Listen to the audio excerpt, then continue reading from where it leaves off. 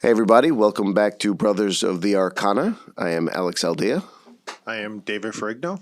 And our guest today is... Bryan Bowden. Bryan Bowden. Bryan Bowden, an experienced UFO, cryptid, paranormal researcher and investigator. Bryan is a remote viewer, psychic, and medium, who is a member of the International Remote Viewers Association. Since 1977, Bryan traveled the world in pursuit of the truth. His experiences in the paranormal realm cover the gambit of the goblin universe, from encounters with Sasquatch, Dogman, mystical beasts, spirits, and several UFO experiences, each being the driving force in his quest for more knowledge and ultimately answers. Bryan is the founder and director of the New York State UFO Project, New York State Sasquatch Organization, and the New York State Dogman Project. Bryan is the Region 5 director of the North American Dogman Project and is the North American correspondent for Outer Limits magazine. He is the co-host of Inside the Goblin Universe Radio and creator and co-host of the critically acclaimed Beyond the Realm radio show. He is a published author, musician, and artist. And breathe. Here we are. Perfect. Yeah, it's a long bio, and I just do what I do. You do. You do what you do. What I do. That's it. You go with your bad self. And I was with one of your guests the other day. We're at an outing, golf outing. Okay, Eric so you were with Eric Mattson from our first podcast episode, which we're super psyched to have. Oh, that was a great episode. We've gotten great feedback on that, by the way. You're getting really, really great. I haven't put my comments in because I just finished watching it last night. Having a couple of kids kills you with that, but it really was a great episode, really informative. Thank you. And you guys I loved it. So I'm looking forward to 2 and 3 and 4 and. So I heard some interesting things in that bio, and I gotta jump right in and just ask Bryan, what's the deal with Bigfoot? Is he real? And 100%. If so, where is he? 100% real. Growing up, I grew up where it was Pacific Northwest, the Patty film, right? Which is there are people debating, it's fake, it's a costume. You can't. You know the movie business. We didn't have the technology to do that type of silicone-based costuming where you can actually see the muscle mass movement. Okay? So I believe Patty is 100% real. I believe the film is 100% real. And when you're growing up on the East Coast, there's you get the In Search Of and all these shows. There wasn't that much stuff out like there is today. Like there's Ghost Hunters and Expedition Bigfoot and whatever. So I've hit up Pacific Northwest. But actually, Bigfoot is very prevalent on the East Coast, from Canada all the way down to the south. Appalachian Trail. Pennsylvania's huge. Jersey has Bigfoot in the north portion of Jersey, big time. New York State has it, all of them have it. And I've had several encounters, like really close encounters. One was no more than 4 inches away from one of their faces when I was a little kid. And then we did a day-night investigation upstate New York, and that was a depends moment, as I like to say. Pitch black on the top of this lake, and there was only 2 ways out. One was in a nuclear radioactive waterway pond, and the other was trying to figure out in the middle of the dark, but that was no more than 20 feet from me. So they're real. And what's interesting about that is a lot of people think Bigfoot's flesh and blood, right? I thought it was. I thought maybe Gigantopithecus, the missing link or whatever it is. And I'm like, cool. All right, whatever. When we had this experience in 2015, we were at this lake. I can't tell you where the lake is because I got to keep that private. It's not that far upstate New York. It was 2 miles to get to the top. Why do you have to keep it private? Just out of curiosity. It's one of our favorite spots to go. Oh, okay. And when you reveal too much stuff, it gets bombarded by people and they do foolish things. I see. So I'm not only there for answers, I'm there to preserve whatever this creature is. I don't want any harm to come to it. I don't feel, it's still an 8, 9, 10, 12 foot giant of a bipedal, sorry about my ringing on my bracelets right here, bipedal cryptid. And to give you an idea of how you should be fearful of it, when Michael Jackson had Bubbles the chimp, which was small, that chimpanzee at the age he had it could rip your head right out of your body. Whoa. It has the strength of over 10 men. So take that and multiply it to 9 feet tall or higher, even 7 feet, and imagine what it can do. Sure. There are reports of Bigfoot ripping the head off of a bull, there's some crazy stuff out there. But in this experience, and I'll keep this hand down so I don't ding, ding, ding. Sorry about that. Because Alex is looking at me like, take the freaking things off, which I can. We walked in, we hiked in. There's 2 ways around this lake. It's 2 miles to the top of it where we were. One is a decent trail, the other one's a goat trail. You're not getting through it.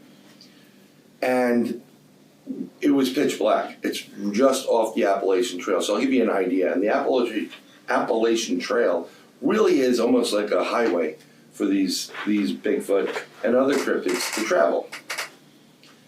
And we're having this experience, and at one point, we get these whoops. Whoop, whoop, and then the third whoop is at the other end of the lake. And the cadence of it is whoop, whoop, whoop. There's no breaks, there's no change. And in order for that thing to go from point A to point B, 2 miles out the other end of the lake, that's when my past history of studying physics and astrophysics and astronomy comes in and go, the only way you can do that is if you open up a portal, step into it, and come out where you want. Now, hang on. How did you know there weren't just 3 of them? Oh, there was more than this Bigfoot that was here. It was, let's use some demos. We're at the top of the lake, okay? And I didn't get that. Thank you. Try again. No, thank you, Siri. So we're at the top of the lake. There she goes. Around here, okay? And at this part of the lake, it kind of like gets a little bit tighter. Mm-hmm. And there's, that's probably about 100 yards away from us. We're hearing rock knocks over there. So we hear some rock knocks closer to us on the opposite where we are. Then we start hearing tree knocks. And all while this is taking place, there's this tremendous amount of pressure building in the air. Mm. And some will say, oh, it's infrasound. And it very well could be. But it felt like, have you ever been out in the summer and you felt the rain was coming? Negative ions, you could feel the pressure building. That's what it was like. It was unnerving. Excuse me. And it just got intense and more intense. And tree knock. We weren't moving. There was me, 10 feet next to me was my friend Al. 10 feet from us was my another friend Bill. And at one point, we didn't move. Mm-hmm. Excuse me. So before we got the whoops, where Bill was sitting, we heard something heavy and felt it walking on the leaves. Kind of like I've been to places where they had carnivals or circus outdoors and you can feel the elephants walking. Mm-hmm. The next thing you know, we get a bluff charge. Bill gets up, he's running, pitch black. My buddy grabs him, stay in your ground. I go to his right, and all I have is a machete. I don't have a gun license in New York State. So I pull out the machete, I'm ready to go. It's fight or flight. So we turn on the lights, nothing comes forward. We investigate it. I mean, it was literally right next to us. We go sit down again. We get the whoops. We get a tree knock and a rock knock. Then we get a whoop, whoop, whoop, whoop. That, in my opinion, was a scout, the main one that was there. There's 3 of them, because there was 3 of us, take the long way home. They're not moving. And the reason why I say it went in, some people say, well, how come there wasn't another one at the other end of the lake? And I'm like, I'm telling you, where this was, and the trees, and you could not move over there. Mm. So I felt there was a family coming over. And they were like, is it safe to go? Because they knew we were there, because they could smell you. And he said, no, they're not moving. Take the long way home. And he went whoop, whoop, and went down to the end. the lake. Oh, so you're saying you guys weren't prepared to move at that point? Oh, They we weren't figured moving. that, and then They were going to We go were not moving whatsoever. We're there to investigate this. There's a lot of reports of high strangeness in this area. One of the guys there lives close by. He's had other encounters with coyotes and Sasquatch-based type of stuff. There's the quintessential tree bands, stars, inverted stars, in-ground stars. There's a whole bunch of things that literally point to Bigfoot being there. So, based on your research and experiences, how many of these Bigfoots would you say are in existence? big feet. Big feet. Big feet, And Bigfoot, big feet. to your other point, are these interdimensional beings? Are they actually crossing planes, or are they here with us at all times? So I think these creatures have been in existence since the beginning of time. I think they reside both interdimensionally as well as flesh and blood. They have the ability to almost active camouflage themselves. And I'll explain. Let's get into it, because you're gonna have to understand it. For some people, they call this woo, what I'm talking about, and it's not woo. It's basically science. We haven't gotten up to it. And there's a friend of mine, Ron Moorhead. He did the Sierra sounds, and the closest thing to those whoops is what he recorded in the '70s up in the Pacific Northwest. Okay.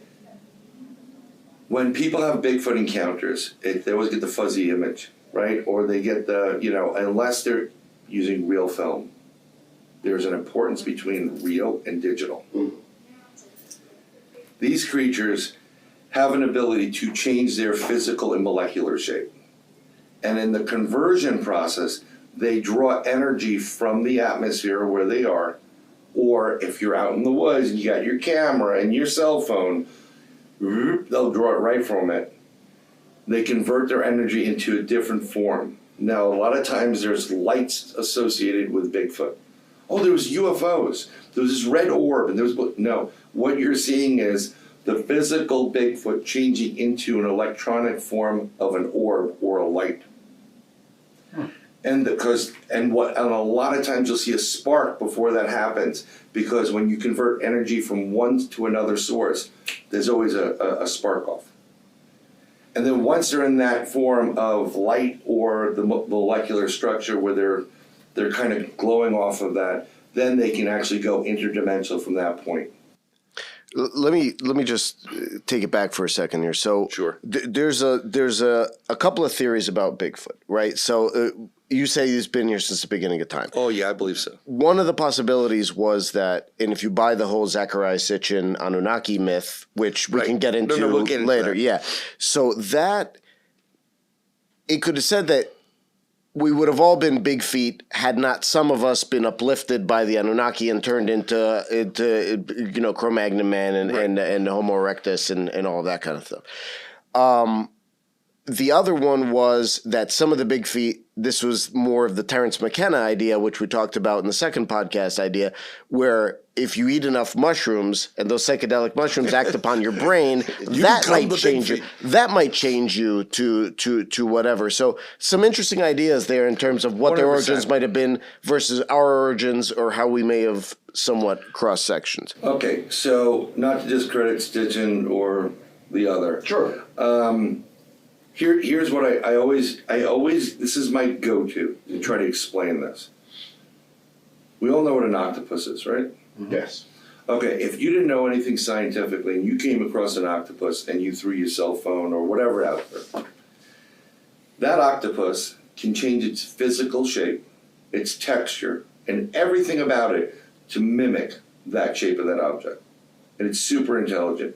And every scientist that has ever discussed octopus say there is no logical reason that creature should be on this planet. So I believe these, I don't believe these are part of the missing link. I don't actually believe that this is part of the Anunnaki and the Anunnaki experiment with Homo sapiens and chimps. I believe this is its own entity being. These are the beings, or what would be considered, I'm not saying they're great and they're angels. I'm not saying they're demons. But this is when they do the Holy Michael prayer. Prince of all evil that has prowled the earth since the beginning of time, basically. These are one of the elements that have been here. There's Bigfoot.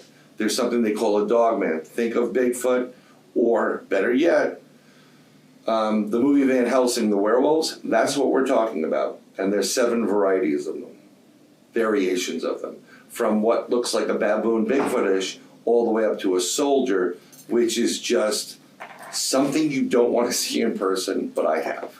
It's literally just like the werewolves in the movies.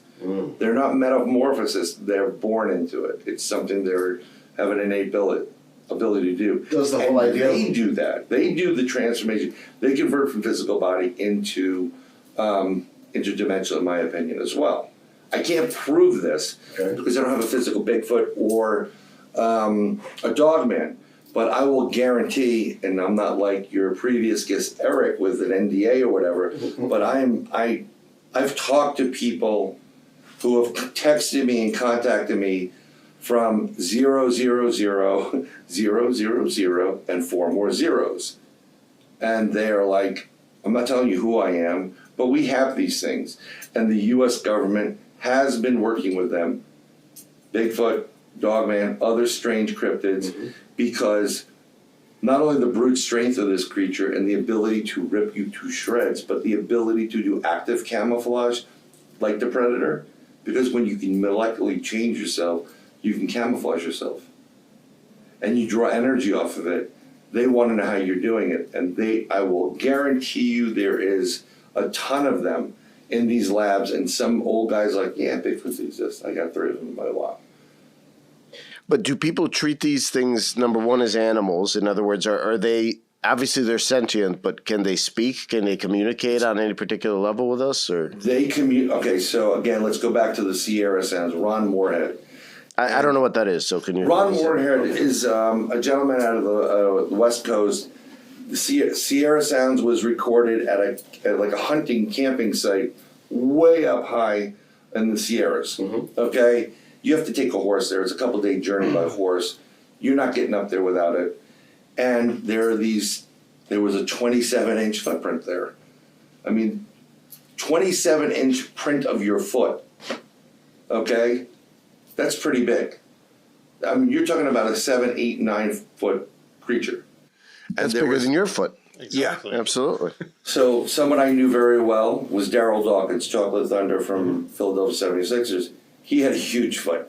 It's bigger than him. And Daryl was close to 7 feet tall. So you're talking about something that is 9 to 12 feet tall, well over 1,000 pounds, pure muscle and energy. And it was vocalizations are going. He recorded this. He took it to somebody who works for deciphers, I forgot the name of the actual term, different languages. And they said, this is definitely a language. They are communicating with each other. Then there is intelligence behind it. There's a lot of,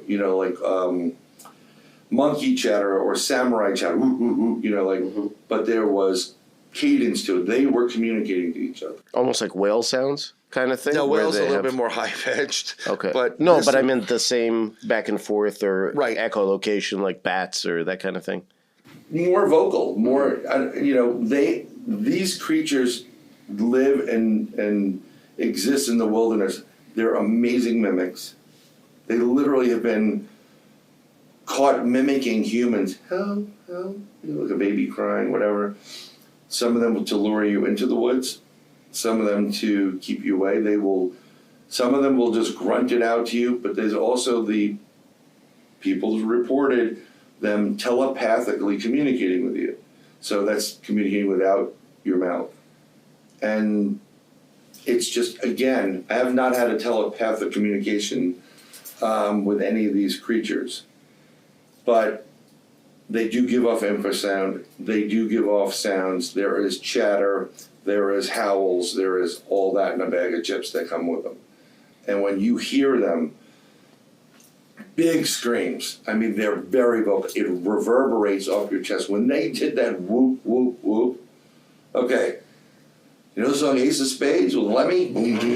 Okay, and it vibrates. It was reverberating off your chest. He was no more than 20 25 feet from us.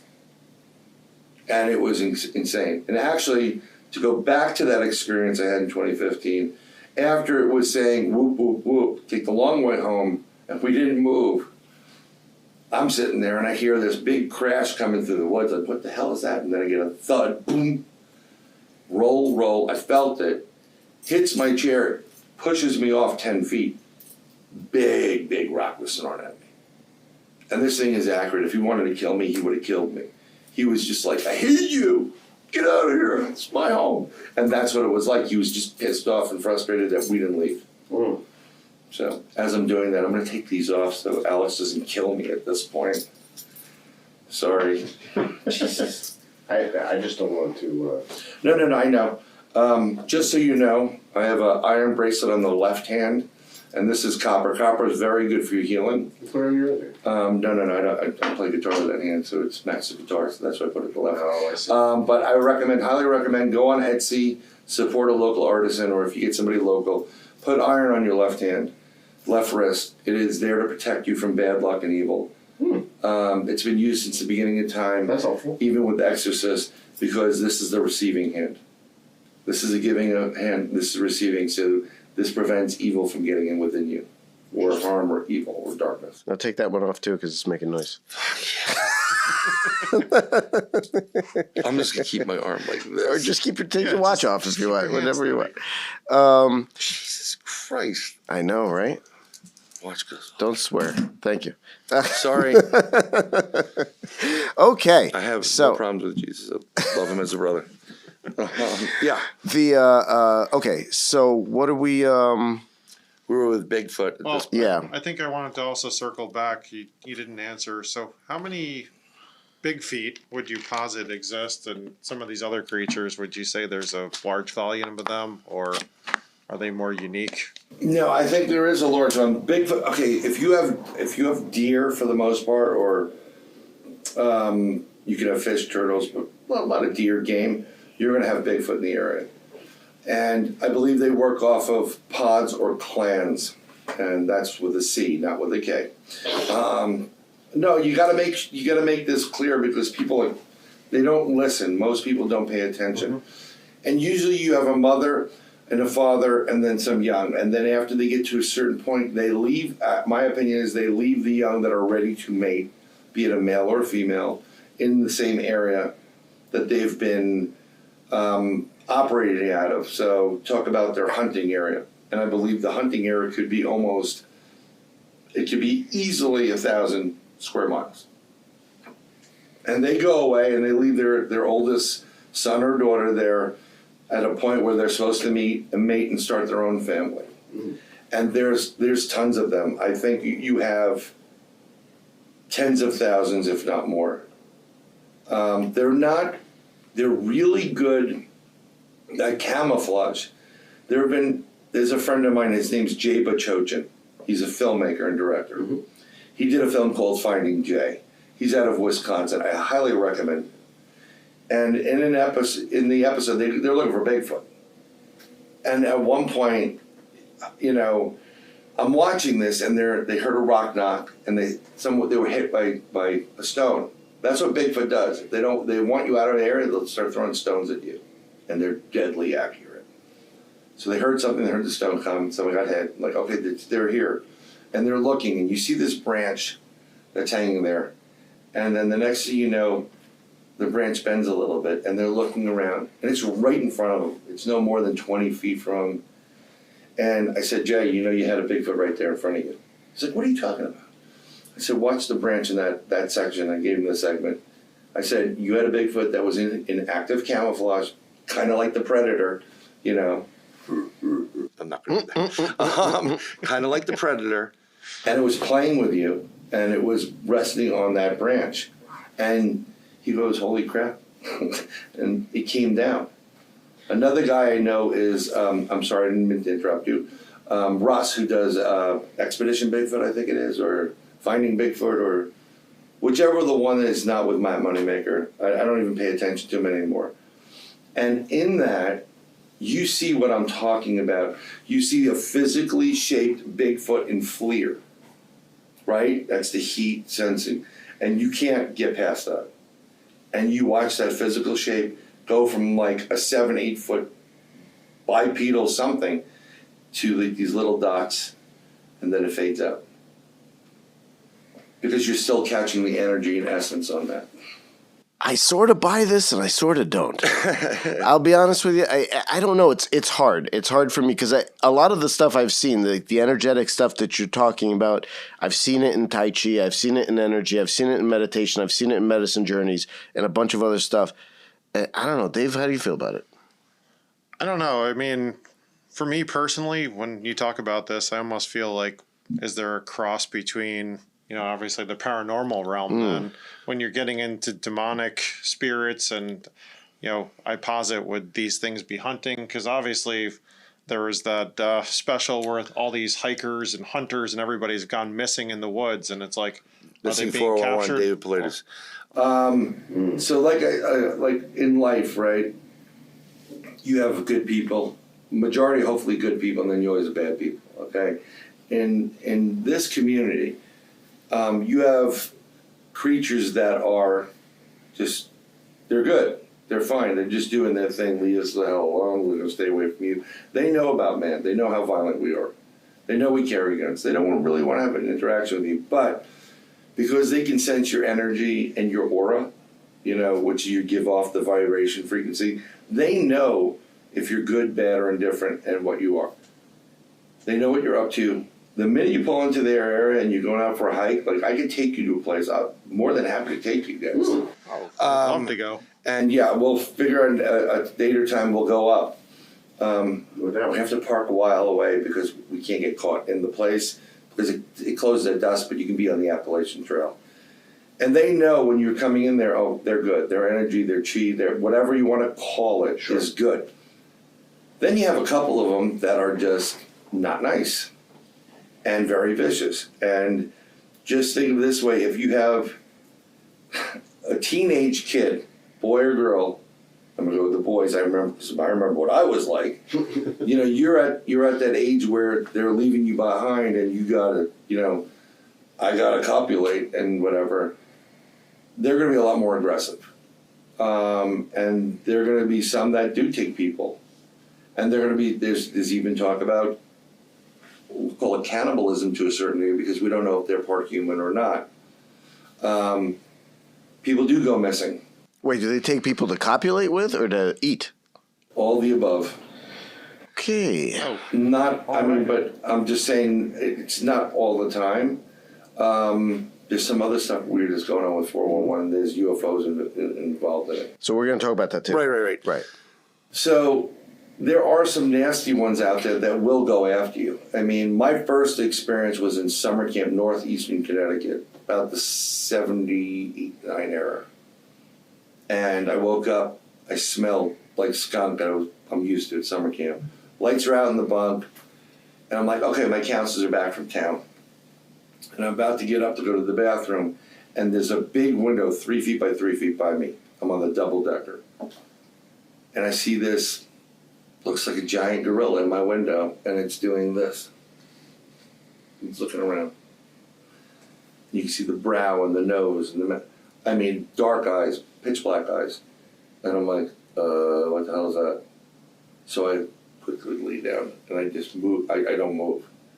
But after about 45 minutes, I'm like, I'm either going to pee on Billy Carmen, who's below me, or I got to get to that restroom. So I pull my feet back very slowly, and I eventually slide down and I do a dog crawl all the way to the restroom, passing the door that's right next to that window. And I'm praying to God this thing doesn't open the door. Go into the restroom, and whatever, come back, it's gone. That head was no more than, and I kid you not, that far away from me. But it was in shadow enough, about 3 a.m, because you see the clock. That was a giant head. Now, me being a kid around that time, I forgot how old I was, very, very young. I'm like, I'm not thinking Bigfoot here. Bigfoot's Pacific Northwest. That's what Leonard Nimoy said with the turtleneck on, right? Right. So, bunch of years back, I said, you know what, let me go take a look. So, right next to my camp is a lake called Crystal Lake. Wait, in Jersey? No, it's in Connecticut. Oh, in Connecticut. Everybody knows Crystal Lake, Camp Crystal Lake. Right. Because the people that made that movie, Friday the 13th, came to my camp to make it. And my camp owner said, no, we don't want the bad press. Stupid. They could have paid for a lot. Bad mistake on their part. So they went down to another camp in Connecticut. Okay? I thought Friday the 13th was filmed in Jersey. No. I think in Connecticut or by Camp Kenmont or Kent or something to that effect. So the whole point is, that lake which butts up against my camp is no more than 200 yards from the entrance to my camp. There's some woods that go there. It's a reservoir. So I look up on the internet, Bigfoot sightings, northwestern Connecticut. The same year I had my sighting in that bunk, there were 3 sightings in the area, 2 of which were taken right there at that lake off the road. 2 different people saw a bipedal hairy man cryptid or a wild man, because that's what they used to call him over there. And on the opposite side of the mountain where my camp is a dam for the Mad River. It's a makeout spot. And a couple was there doing their thing, and they said they saw an 8-foot hairy wild man go past their car, and they got the hell out of there. Wow. So that just validated what I'm saying. But that whole area, which is really close to the area in New York State, where we do a lot of Bigfooting, because we have a lot of interactions with them there. Question. Yes. Gilgamesh, the original story of humanity. In Gilgamesh, there was Enkidu, who was his best friend and a wild man. So that just brought to mind, so you're talking about wild men. Clearly, that could be a reference to Sasquatch being 100%. Around at that time and being somewhat associated with, which would mean on some level, because people weren't really too surprised with Enkidu running around at that time, that there might have been more of a relationship between humans and Sasquatch, let's say, at that time. Well, Native Americans or indigenous people around the world have had a relationship with this. They know it's the guardian of the forest or the woods or whatever it is. They also know that some of their people go missing because they may be very cannibalistic. Okay, so there's tons of stories talking about them. In Gilgamesh, you got to understand something. It's totally different society, totally different world. This may have been like, oh, he's really hairy. Oh, like whatever. They may be related to that. They may be a part of that whole tale. I do not believe, like some people believe. I'm a strong believer in God. I'm very spiritual. I don't conform to religion. But I do not believe these things are demons. And I don't believe they're the Nephilim. This is what people say. Oh, they're the Nephilim. They're products of the Nephilim and the giants. No, I don't. These have always existed. They've always been here. Okay? In Gilgamesh, it's totally different. There are hairy people. And this very well could be that reference to it. But we don't know. I mean, we're reading, what he's saying. And we also don't know what role the Anunnaki played. I don't think they created this thing. I think it was here. It's one of several, and maybe it was a candidate for saying, look at that big one, he's pretty strong, but we need to make him smaller because then we can control him. Because the Anunnaki are supposedly super big. And you don't want a problem, you just want a slave to do your bidding, or some people call us monkeys. We're all monkeys because, we're not worth our salt. We're just supposed to do it. But getting, when you were saying the demons, that's what I wanted to say. I don't believe they are. Just as much as I don't believe an octopus is a demon because it can change into like some devilish thing. One thing you may have missed, whenever everybody says demons and evil and whatever, people miss the jinn. Right. Where you get the genies from. The jinn have been on the earth long time. Okay, so that's a great point. Let's transition away from Bigfoot and dig more into some of this more paranormal / spiritual stuff. So what is the jinn? How long have they been here? What do they want? And I don't know personally how long the what's jinn their favorite color? I don't know. Okay. Jinn are genies. When they say genie in a bottle, they're talking about the jinn. They were used to build the temple. They had the ring as above, so below, the Star of David, and they were commanded. Solomon to build the temple. God literally gave him control over the jinn. They hate us. They hate humans. They will not bow down to us. God, when God created light and the universe, man is who's my favorite. Everybody else, piss off. So the jinn were driven out and underground. Genies, they have the ability to transmorph. They have the ability to make you sick, ill. They have the ability to look like demons and act like demons and scare the hell out of you. They're manipulators, but they're their own group throughout. And in the Arabic culture, they're huge. No one wants to talk to them. No one wants to have anything to do with them. They don't even mention the name because they fear that it brings it to you. So they've been here for thousands, if not millennia. That's what it is. A lot more in the Middle East with dealing with them. But they're all over the world, but they do concentrate in that one area. I mean, some of these Bigfoot sightings could very well be jinn. Some of these, everybody's like in the paranormal, right? You have ghost hunting, like, oh, it's demonic. It's totally demonic. Well, I can tell you something. One, I do not do anything demonic. Well above my pay grade. I am not prepared for any of that stuff. I don't know if you guys are. I don't know if you continue to do that or if you have done it. Yeah, within the paranormal realm, recently I actually did a house cleansing for a fellow brother. I won't mention names, but Right. Initially we thought it could be demonic, but it turned out to be a jinn. There was actually a dream catcher in our son's bedroom that was a portal that was bringing everything in there. It was quite interesting, but from that perspective, originally we felt it might be demonic, but when we got there... they want you out. That jinn wanted you, like, get out. This is my place. Yeah, and if you think about this, right? So you live where you live, right? When the person that lived there before you comes in and goes, I built this place, get the hell out. That's why some of these ghosts that pass away are like, what are you doing in my house? Sometimes people don't realize they passed away. Right, they're still attached. Right, or they go back to what they know. So you there had something that felt a little bit more demonic, but you find out later on it's the jinn pretending to do whatever to scare the hell out of you to get you out.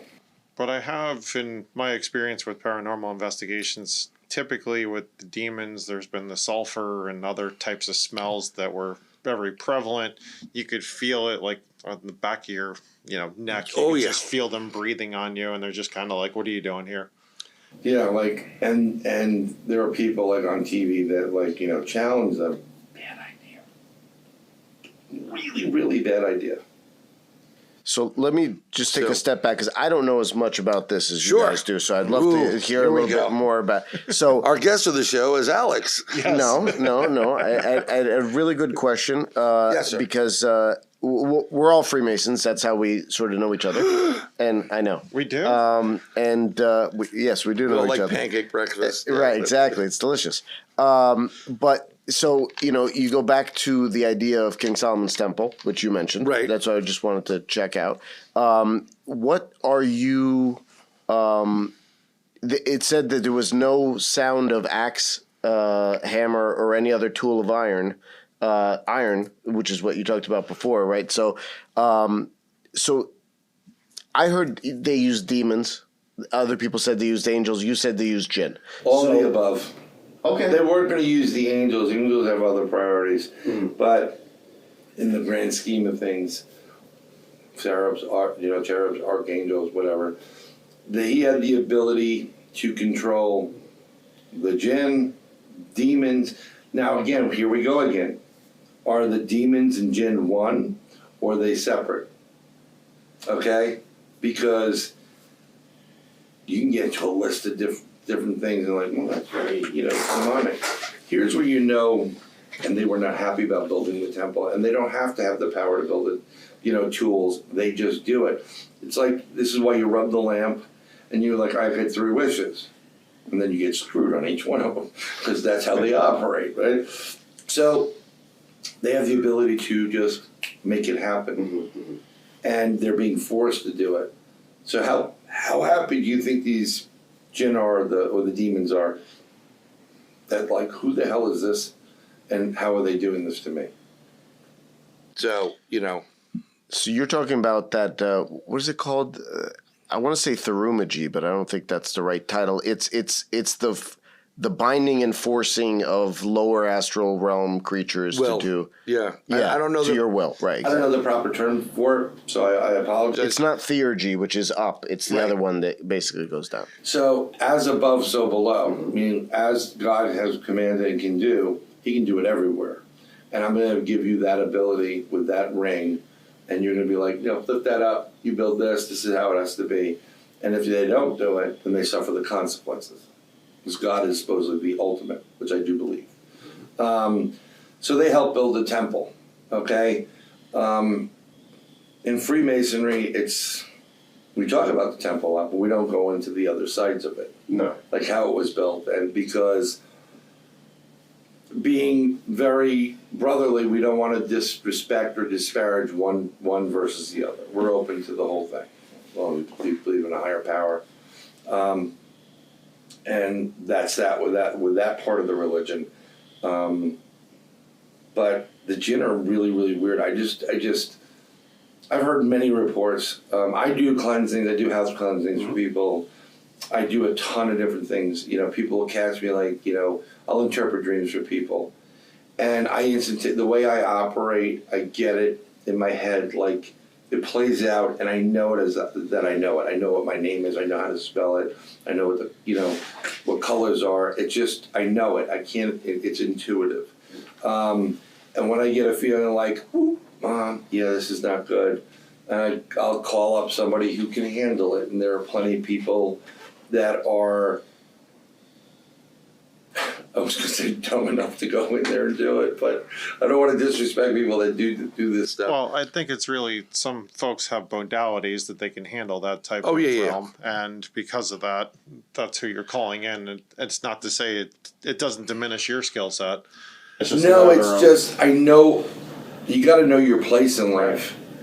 When you're having a heart attack, do you want a plumber or do you want a heart surgeon? I mean, they're both working on plumbing, but I prefer to have the heart guy there to do the work than Smaller tools. than the guy with the bigger tools and the crack. It's like,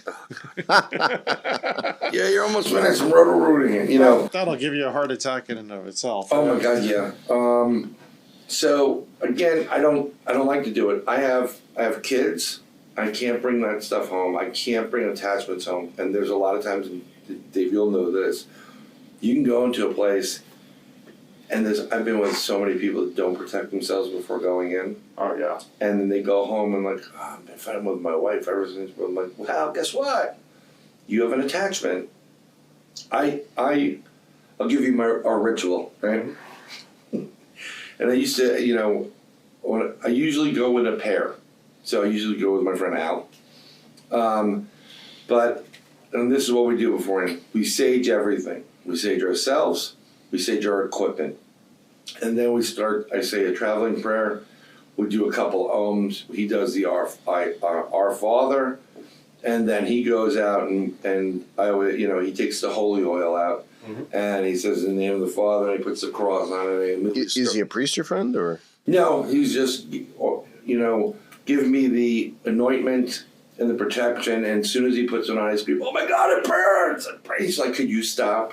because I have to play around with them. Yeah, of course. And we go through that. Nothing but love and light. I always surround myself with a white golden light and bubble that's filled with God's protection and love. I tell this to everybody. And on the outside of the bubble, it is made up of mirror. So I can see through, but you can't see in. And that's how I try to travel. I highly recommend that with everybody.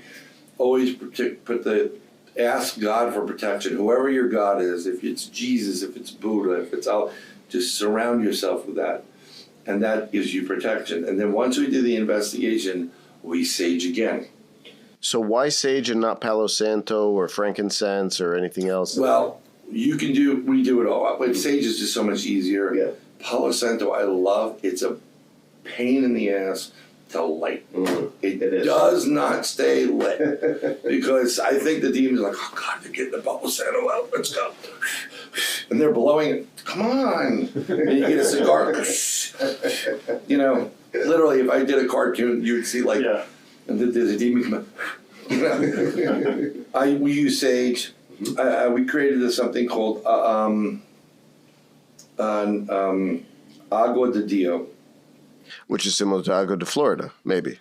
Florida water is totally different. Well, it's what we did was we've done cleansings in places where you can't light anything. So we take holy water and we put frankincense oil, myrrh oil, black salt, kosher salt. I like kosher salt because there's a certain religious requirement that's been used since the beginning of time. We put it in the sprayer and we'll use that instead of lighting. We'll spray that. And it's a great thing. You can just put your label on and say, here, if you ever have a problem or whatever, just spray a little bit. Kind of like Florida water, where it's enhanced as a protector. And that's why we just use sage. It's just readily available. We always have it, and and we use it. Whatever works for you to do it with, do it. I mean, you could probably burn a sprig of acacia, but you better not burn too much of it, because it could be a fun day. That gets back into Nestor's episode on what acacia really is in terms of ayahuasca use and such. Yeah. So, and that's what we go into, and I've saged my apartment numerous times, and my other half and the girls come, oh my God, what's that smell like? It's working. It's working. Aww. Only joking. But it does work. And it's worked forever, and there's different types of sages. There's blood sage, red dragon sage. Depends on what you're dealing with. But I think the higher end stuff, the polo and whatever, that's for we got some serious stuff going on. Right. If you can kind of continue to use that, and when you're in an intense situation, look that thing up. Yeah, I wouldn't recommend using Palo Santo all the time, but when you get into some situations, you definitely need it. What would you say, from your perspective, obviously you touched on jinns. What about poltergeists? What about other entities that you've encountered through your psychic abilities and remote viewing? Yeah, we can get into that. Like I said, if you're in this life, this is kind of like, we're adults. If you're an asshole in this life, you're an asshole in death. And there's plenty of these people that are haunting people and being like poltergeists because they're just that type of a-hole. So, there are also other,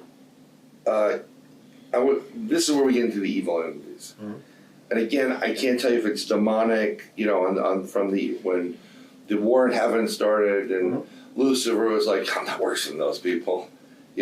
Dad, no way. And they're like, no, you got to do it. And he got pissed off. The first real life, episode of real life something, they're all fighting with each other. And they get pushed down and whatever. But there are other beasts and entities that have been on this planet. I don't know. They can go interdimensional. They can be multiple dimensional creatures, and they come here. I've experienced shadow people. First time ever. What's a shadow person? Oh, okay. That's fun. So Why do I not know about any of this? I thought I was hip to all this stuff. All right, go ahead. Shadow person. Stop reading Sitchin and start reading them. So one of my good friends, and unfortunately passed away, is Rosemary Ellen Guiley.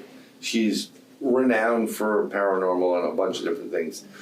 And I used to go to this meeting in Yonkers where we'd meet and like-minded people, tinfoil hat guys and girls. But we'd always get some really good guests. So she was going to give the talk that Wednesday, and this was like Tuesday night, and I'm going to go to sleep, use the restroom. All the lights are off in my apartment. My wife's sleeping already, so I wait in the restroom for the bathroom. And my eyes adjust. I go to my door when my bedroom is, open the door, and standing in front of me in the black is another shape probably about your height. 6'6". Am I close? 6 foot. No.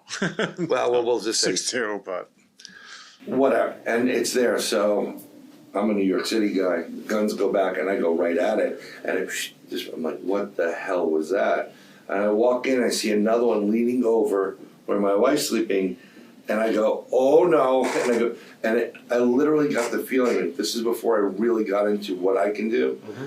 I got an, oh shit, and it disappeared. And then the next day we went and we saw Rosemary at this thing, and she was talking about shadow people and the jinn, which sometimes are shadow people. Okay? These are beings. Shadow people, black-eyed kids, children, kids with the black eyes, come on, let us in, come with us. Was that like Children of the Corn kind of thing? No, it's, kind of, sort of. They're these kids that appear out of nowhere, literally all black eyes. Wait, that's like a vampire? Like they can't come in unless you let them in? Actually, they can't come in unless you let them in, and they want you to go someplace. Can you give me a ride home? Can you whatever? And it's just like they prey on you. And the way all these creatures, like the shadow people operate, black-eyed children, Monsters, Inc. Yeah. Wow, that's really very relevant in this. You know how they scare you and then it gets the energy from that? And they're like, yay! Same principle. Because everybody's had a shadow figure encounter. What they do is they'll say they're in bed, and all of a sudden they get paralysis, and the shadow figure comes close to them, they're scared out of their mind. And they're staying there longer because they're eating your fear. They get off on the fear and the adrenaline that you're building in your mind and whatever else, adrenochrome, but they don't physically take your blood, they're just taking your essence. It's just like Monsters, Inc. Yeah. Fear is a huge commodity in my opinion, in the world of the paranormal and interdimensional. That's what they live for. Interesting. So this was my theory on it, and what's very interesting is, the Mandela effect. Okay, so yes, very much so. And I spoke with another guy who we're going to have on the podcast a couple episodes from now. He is a neuropsychiatrist and a Mason, a recent guy, and was telling me about the Mandela effect. So tell everybody what that's all about. Yeah, please. So the Mandela effect was like 2009-ish, I believe, is when it was coined by Fiona, I forgot her last name, paranormal investigator, who said Mandela died years ago. She's the one that coined the Mandela effect. Around the same time the Mandela effect happened, literally the exact same time, the first large collider? The CERN? No. Hadron Collider? But it's not the one in So it's not CERN. Geneva. Oh, no, it's not. It's out of Illinois. It's a Treviton. Yep, Fermilab. It's right out of Illinois, about 20 to 40 miles from Chicago. They're charged with quantum engine and mechanics and fuel. Okay. They ramped that thing up. It's been around since the 50s. They really started to use it and ramp it up in around the early 2000s. And as fast as they ramped it up, they shut it down pretty damn quick. Something happened. What? Well, this is my theory. So when you start colliding and you start playing with things you do not know, okay? Well, let's use these cigars as an example. This is our timeline. And right next to it is another timeline. And what happened is, and then there's another and another, there's so many different timelines. You were talking with Eric about it, multiple timelines. Sure. Okay, and every timeline, like we're talking about it here. In another timeline, there's same us, but we're talking not about paranormal, we're talking about, you think humans should live? Something different. So what happened is, when that collider went on, they did something, they boomed, like a big bang boom. And they took our timeline and broke it. I'm not going to break the cigar because it's too expensive, all right? And when they shut it down and the timeline joined back, these two timelines that are next to each other, this is our timeline, and now this is the other timeline. So we got from one point to the point where they broke it. That's what I remember. And the reason why we don't see the cornucopia in here is because we got the tail end of this timeline, and in this timeline over here, they got ours. How the hell did we get a cornucopia on the Fruit of the Looms? Now it's flipped. So we got half of one and half of another. So these two timelines joined, separate timelines, and we got starting point of one and the half of the other. Here's the problem. I'm going to put my hand up. You can, if you break something, a glass, a jar or something, you will never get it perfectly sealed. So you have these little cracks in it. Okay? Those cracks go into the interdimensional realm, which surround all our timelines, and they're interdimensional beings. Shadow people, black-eyed kids, there are other, the Mothman, other, dark entities. And they're like, what's that light coming in there? And they go through and they come out through the cracks. And now they have a whole new world to shop in. And this is why you have, and I'm not sure if you guys are aware of it, Chicago has flying humanoid creatures. They've had it for the last decade plus. These creatures that are like the Mothman. Picture a 6 foot, 7 foot tall human-based creature. We don't look human, it's just dark with the wings, red eyes, and they're hanging out on top of the skyscrapers. They've caught them flying, bat-like wings. This is why if you look at the correlation between black-eyed kids reportings and where they are, every university in this country has a mini collider on it. So every university is making holes and punching holes in the timeline and into the dimension space.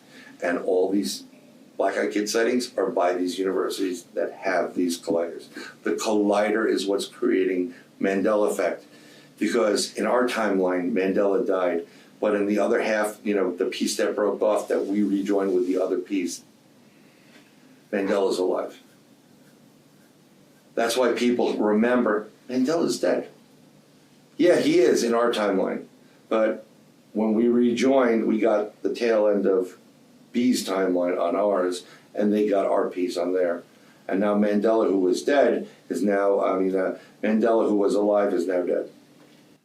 Interesting. And they keep doing it, and they use it, and you want to talk about demons.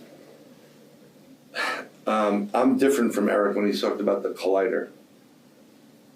I know when that thing gets ramped up. I feel it. I get this. I know something's happening. Because they're messing around with different timelines. They're messing around with different type of dimensional beings. And I do believe they are trying to call in things that you do not want here. And I don't. Why would they want to do that? Life is yin yang, right? With a lot of good, there's a little evil. With a lot of bad, there's a little good. Okay? What if we don't have to go through the whole revelation process or whatever, and we can just open a portal and we can get the evil to come in already and just take over the world? There are a lot of people in science that don't believe in God. There are a lot of people in the world that are very satanic these days. I think they're trying to force the hand of God or change the outcome of future timelines so that it works in their evil favor. Because they worship this stuff. We were talking about Moloch and all this other. They worship them. It's very prevalent, and I don't want to get you in trouble. But there's a lot of things that go along with it. There's a lot of trafficking of things. We'll just use the word trafficking. Well, now you're talking to some extent the book of QAnon, right? And those ideas, you know what? and the adrenochrome, the kids, and all that kind of stuff. That's a fact. I'm not validating that stuff. Right. It sounds really good. All my friends that were on it, I'm like, oh yeah, it sounds really good. When people start getting arrested, maybe I'll jump on. Understood. Too good to be true, right? Understood. But there are these. One of the biggest commodities in this world is sex trafficking.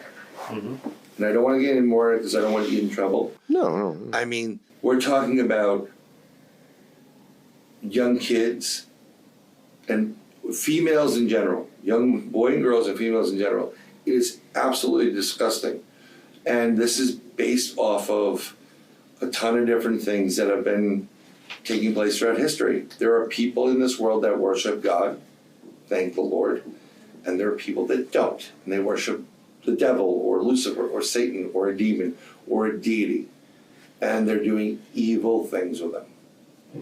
And when you scare the hell out of somebody, again, like the black-eyed kids or the shadow people, it's effective. Adrenochrome is, you can use it. It's been used before. Everybody knows it's a scientific fact. I'm not a scientist. I'm not a doctor. I may have played one on TV, but I mean, it is a fact. How many of these classifications of... So I guess you would put the black-eyed kids and all that stuff in a different category than the Sasquatches and all that, correct? Like they come from a different place, they mean I different think they're things. all cryptids. Okay. Cryptid being, we don't know what these, they're some kind of strange beast or mystical beast. I always say, people are like, what do you do? Like with the paranormal, I'm like, well, I really like looking for mystical beasts. I believe mermaids are real, sea serpents are real, unicorns are real, dragons are real. Everything is based in reality, okay? You know, there wasn't like a map guild, like, okay, let's put a couple more unicorns on that one, and then you get some sirens. These are actual tales that have been told throughout the world in different cultures that never had an interaction with each other, apparently. And they're drawing the same unicorn, or the same sea, creature, or the mermaid, or whatever. I believe they existed, and somehow they do not exist anymore. Maybe they went underground. Maybe they have the ability to, survive in a different manner. Like the Loch Ness Monster, one of my friends... Or interdimensionally. They right? can do it interdimensionally. Yeah. They can, one of my friends, Andy McGrath, he's out of the UK, Beasts of Britain. He's doing a new series. And I proposed to him that I said, I personally think the Loch Ness Monster, Nessie, is actually the same monster you're getting on the East Coast in Champlain and, the Ogopogo thing. And I think what it does is... Wasn't Ogopogo Lake Otsego, or where was he out of? I forgot the name of the lake, but I remember going up into Canada and sitting at the lake, and I said, just watch my wife at the time. This was a bunch of years ago. It's in Canada. Oh, I see. Okay. And she's like, what are we watching? I'm just watch. And we were there for like 40 minutes. There's nothing much to do in that neck of the woods of Canada. She goes, what the hell are we doing? Let's go. Why are we here? He goes, I said, there's a sea serpent in the lake. Just watch. He goes, start the car and get us the hell out of here. She just didn't want to be wasting time. So not a good co-pilot for that. But I think what they do is they found a way in a trench underneath the ocean or in Loch Ness that connects them to our part. I think it could be the same family, and we don't know what's under the ocean. You guys were talking about it before. You're talking about the Bimini Road, right? And you're talking about Atlantis, and I'll give you my theory on Atlantis if you want. Oh, I'd love to. But I got to tell you, I believe... I'm more likely to believe in the Loch Ness Monster than that the Loch Ness Monster found a trench that gets him from Scotland to Canada and back. I don't know that I can... I don't know... How do you feel about that? I feel like there's a lot of underground caves within the earth. Or and aquifers. There's Aquifers. actually, they said that there's an ocean in the earth's... There's an ocean within the ocean. Right. So the question becomes, what's down there? That was the coolest thing to hear. Great. Is that where Atlantis is? No, it's really funny. There's a couple different places that Atlantis has been reported. Okay. And the reason why it's in two or three separate places is because my contention, Atlantis is an unidentified submersible object. A USO? A USO. Never heard of that before. Okay. Well, hear me out. Please do. So if you have a race, okay, so there's multiple races of extraterrestrials. Eric was talking about silicon base, okay? There's more than that. So you have ones that are on the insectoid side. You have the Pleiadians, the beautiful people. You have the Nordics. You have ones that look like literally Chewbacca or a Bigfoot. But But they're not big. different than... They're different than Bigfoot. I mean, you have ones that looks like a spider, okay? There are multiple different ones. Interdimensional, extraterrestrial, interstellar, underground, have been here. Light beings, I mean, there's a variety of them, okay? they kind of like, everybody talks about this galactic federation. I don't believe there's a table with all these different looking creatures or aliens going, and saying, okay, before we discuss Earth, who wants Chinese and who wants pizza? I don't believe it. I do not believe it. I love Deep Space Nine. Thought it was a great show. Also a fan. Right. Each species is here because there are certain materials on our planet they need. Right? But more importantly, each one of those species that come here, their species has been almost annihilated. They destroyed their planet. They destroyed their bloodline. They cannot replicate. They're sterile. This is why we have the breeding program. We have a certain part, we have a junk portion of our DNA, okay? We're not getting into double or triple helix, but it's really interesting when Eric was talking about, I've seen the glyph. I knew exactly what he was talking about, the binary and what was sent out on the Voyager as well. Same information, okay? We are like the ultimate building block for recreating a race. So let's say, and you did this in science class, this is what's crazy, why people just don't get it. They come here, I'm gonna use grays as an example, but there's a couple different ones. There's the little grays, which are extraterrestrial biological entities, meaning clones. They're dumb as rocks, they're about an 80 IQ, and they're the ones that crash all the ships because they're the ones flying. Then you have the. Why would they let them fly the ships? Because it's like a drone. It's kind of like, I'm going to say it's Tesla, and they just stop in the middle of the road because their programming sucks. All right, they're having problems with that. Artificial intelligence, biological extraterrestrial entity, go get the body, and they have the ability through the genetics to morph through anything that's material. Because once you can change your molecular structure, and I think we have the ability to do that. That gets into vibrating a different frequency, and you'll be able to, the walk on water thing, go through solid steel. If you can do it with your conscious, I'm telling you, if we started using more of our brain, we'd be like, wow, I just walked right through the bank vault to what I wanted. That's how good it would be. So that's what those little guys are. But the taller ones are the ambassadors, okay? There's a video, we're getting into this. There's a video I received via text message from that all zero number. It said USG. Bring it up. I'll bring up the video I'm talking about in 2 seconds. Hold on. This is a new phone. This is on an old one. But New phone. Who this? Who this? Yo, what's up? Who this? All the zeros. I've actually posted it several times. Okay. It's a video If you of. send us the link to it, we could post it. Yeah, I'll send you the link to it. It's a quick video. Cool. It's make the rounds recently. I got this way back in 2013 or 14. Okay? It was definitely a Latin gentleman talking to a tall gray. It's a great video. I had it for almost a decade before and now it's making the rounds again. So it's not a deep fake. It's not. Oh, a... no. Okay. No. And I'm like, holy crap, and I didn't post it. And, but those tall grays are the ambassadors. They're the ones that are making deals with people like, yeah, okay, well, you let us do this.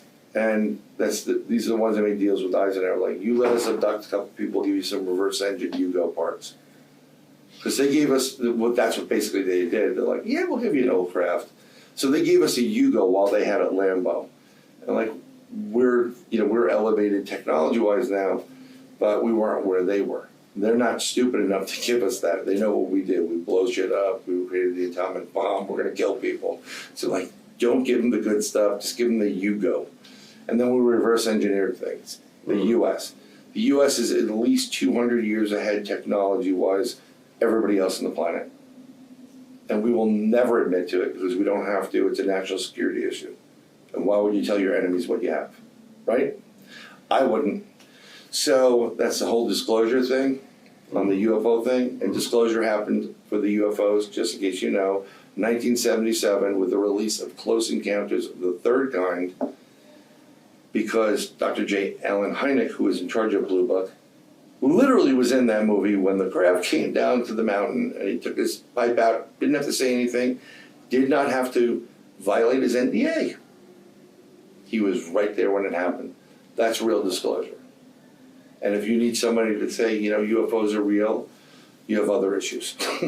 They're real. So they use, let's give you one more second. Mm-hmm. So they use these humans, they abduct them, men and female. So if you remember in bio class, if you have a chart, X, Y, X, Y.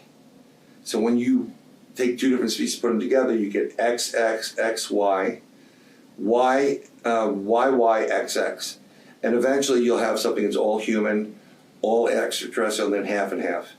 And you can slowly breed out all the human, and now you just have extraterrestrial.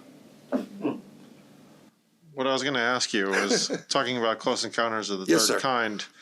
Obviously, it seems like there's been a trend of the CE5 or the close encounters of the fifth kind. Do you want to speak to that a little bit? Sure. That's Dr. Stephen Greer's stuff, right? No, it's Dr. Hynek's stuff. Stephen Greer thinks he's... I'm not going to get into the cult of Greer. Okay, fair enough. People paying tons of money, and they're very militant about it. I'm like, he's the best. I'm like, no, we're good. I'm sure he's got something worthwhile to say for whatever. He's interesting, but he's no longer in the mix now. He's getting pissed off. He's trying to come back. He was all about money. When I was doing our podcast Into the Goblin Universe, I tried to get Stephen Greer on the show. We weren't getting paid. It's like, well, I mean, they sent me like 400 pages of like questions, like, what's your audience like, whatever. How much is Mr. Greer going to get? I'm like, I'm not getting paid. You're not getting paid. Right.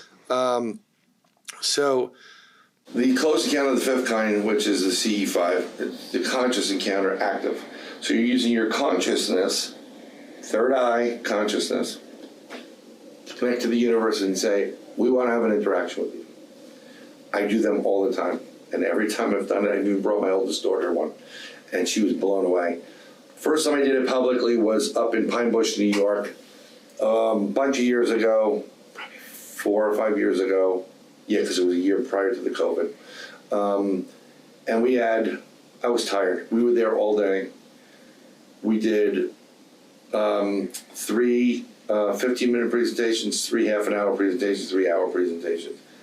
I was there since like 4 in the morning. I was really wiped out. My buddy Al, he just came off of like chemotherapy for cancer, and I'm like, we're sitting there eating pizza, like, I hope nobody comes. But there was a nice couple that showed up, a mother and a daughter, and I was like, you know what, I'm going to do it for them. And we get to this field called in Alice Court in Pine Bush, New York, in the town of Crawford.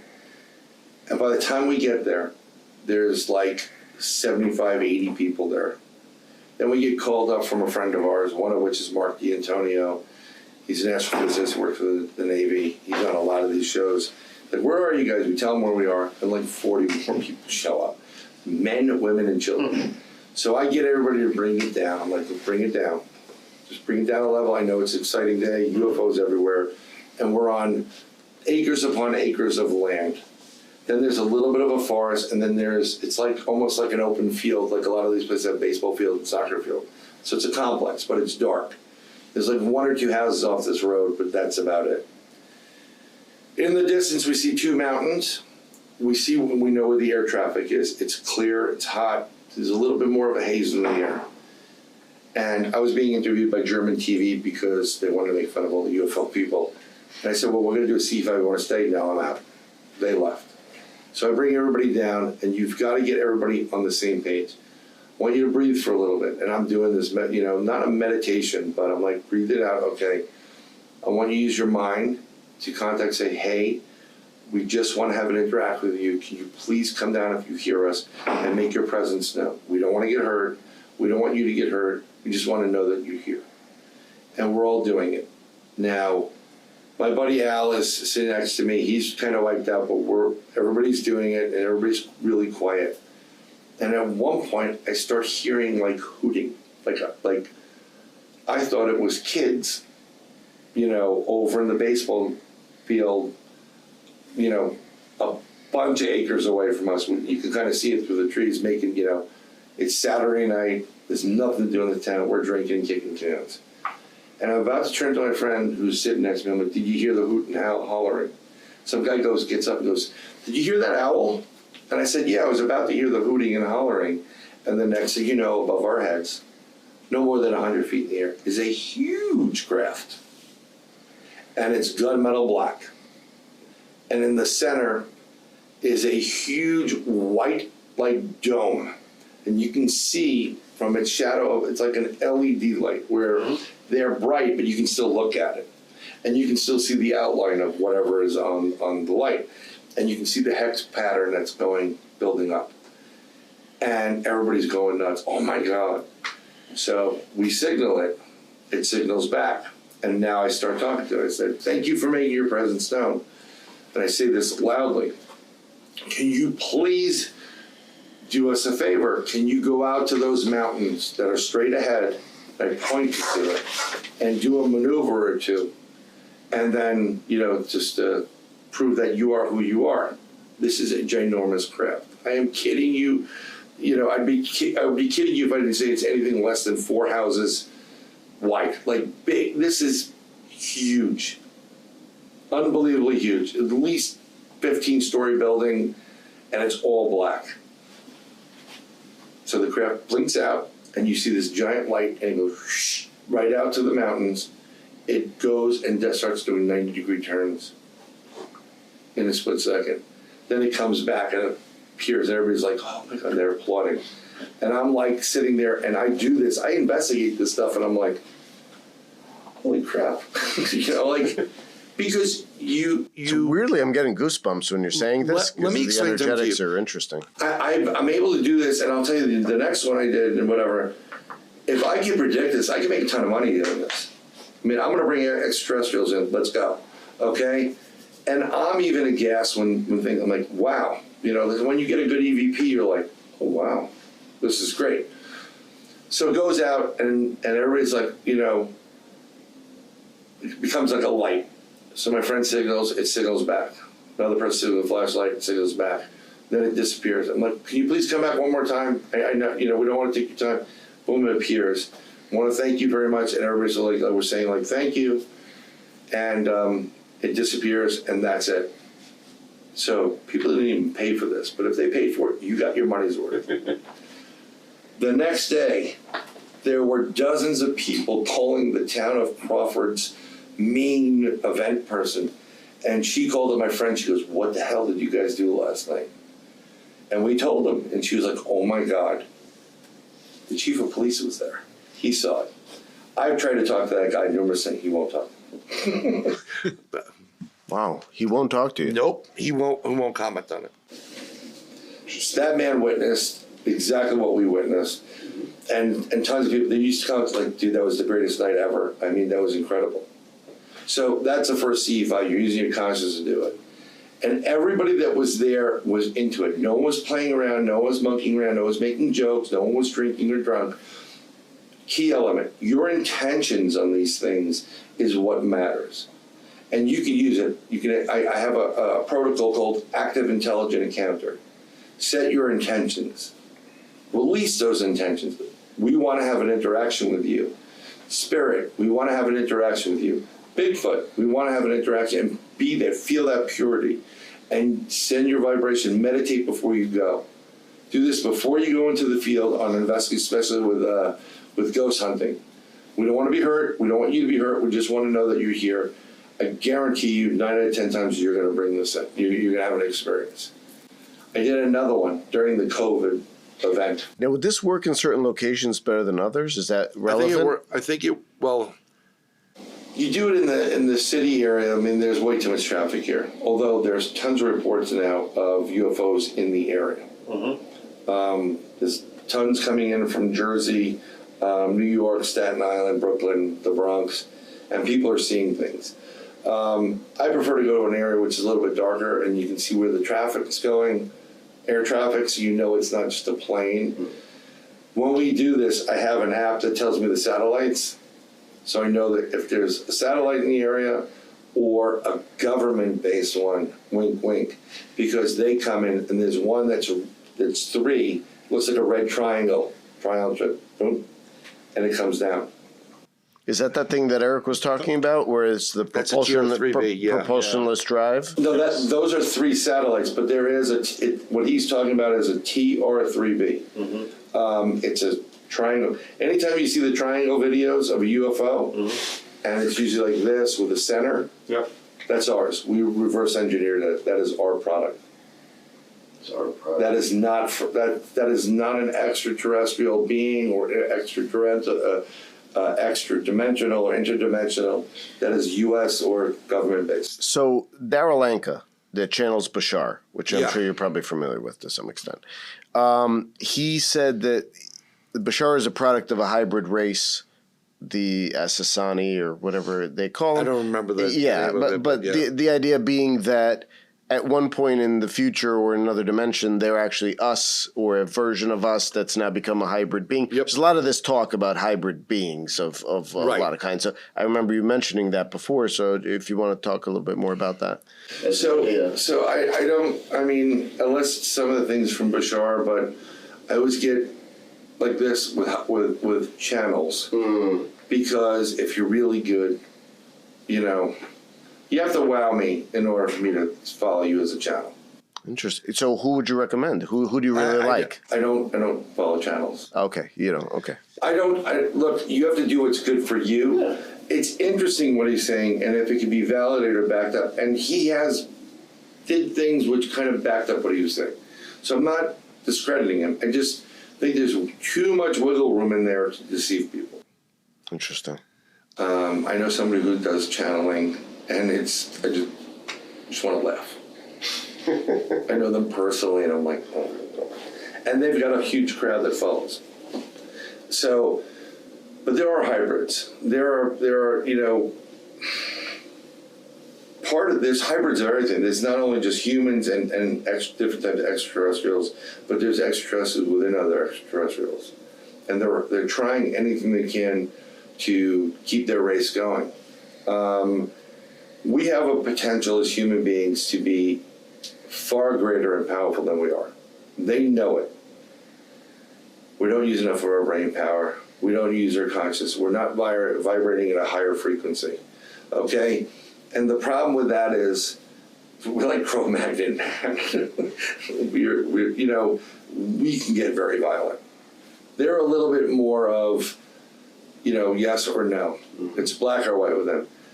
What they love about humans is, and this is what they always do when people get abducted, women get abducted, or men, they will not allow you to understand or comprehend you've been abducted because you may not have the mental fortitude to handle it. But as you go through it and you open up more, they will give you more that you can remember. And there are times when they allow you to see your offspring and they want to see your reaction to them. So you'll be on a craft, and we've had this from people that are actual abductees. I have missing time. I don't know where I was, and it was not alcohol related or drug related. You're sure? I swear to God it wasn't. And I don't want to know. I don't want to regress myself. There's reasons, because if you can sleep, you can sleep. Once you regress yourself and you open that Pandora's box, you may never sleep again. But I've had reports of women coming there and they see, they're given this offspring, this child that's theirs. There's something familiar about it, but some of them really just take to it. Some of them don't. They don't understand emotion. Most extraterrestrials do not get it. Like the humans, we have emotions. See, this is the same problem with AI. When I said it, you can, first of all, it's being programmed by a human. Bad idea. We fail at a lot of stuff. And what it lacks, which is critical, is emotion. The emotional component in life, the compassion, the feelings, is so important. The love in decision making. So there's a war that's going on right now at one point, and a country decided to let their AI decide who they're going to bomb. And that AI has no emotions attached to it, so boom, we're just going to do them. Whereas a human being would look, there's 76,000 people there. I know you want to get A, B, and C, but there's 76,000 people there.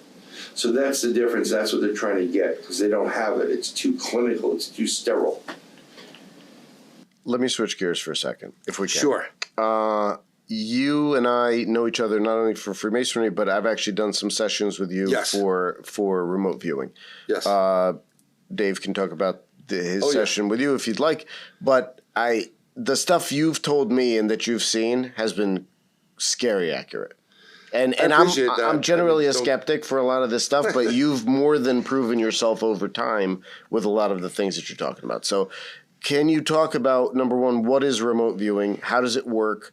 How do you sort of put it into practice and all the background on that? Sure. What I do is natural remote viewing. I've been doing this since the beginning, before I knew about remote viewing or psychic abilities.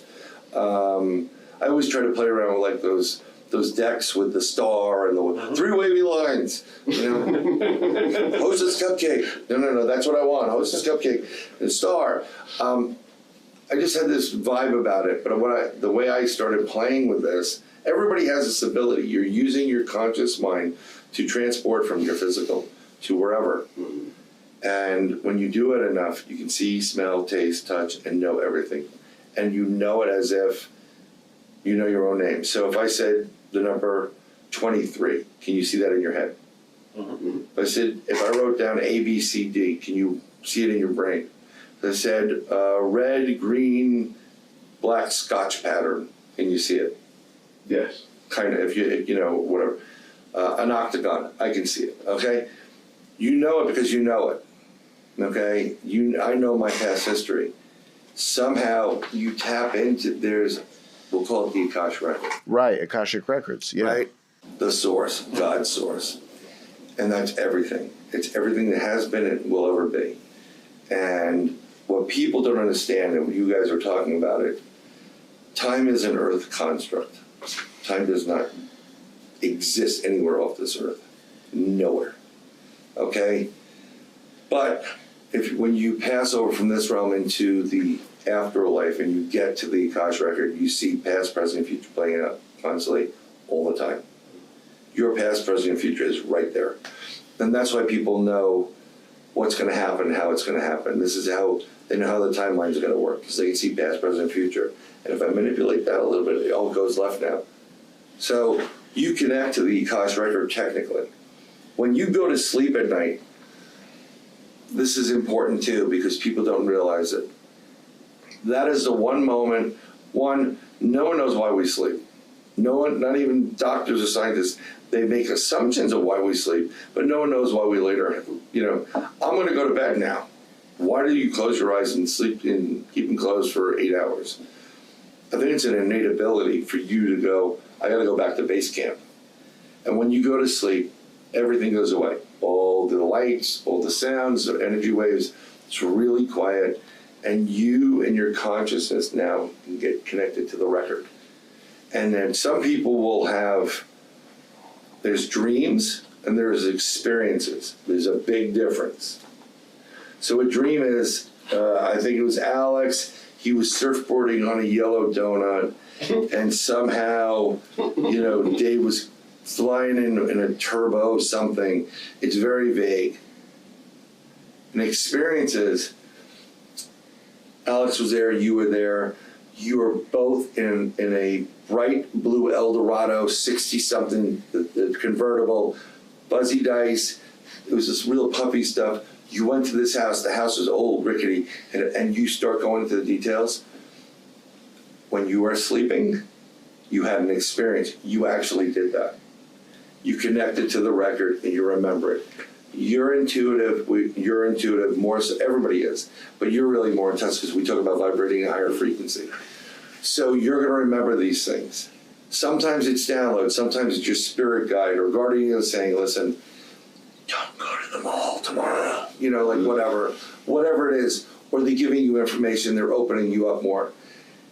Do you always remember it? No, because you may not be remembering it for that point. You may have to. It may be time released. You may not be prepared to remember it. But when you do remember things, that's in the dream state. That's why we sleep, okay?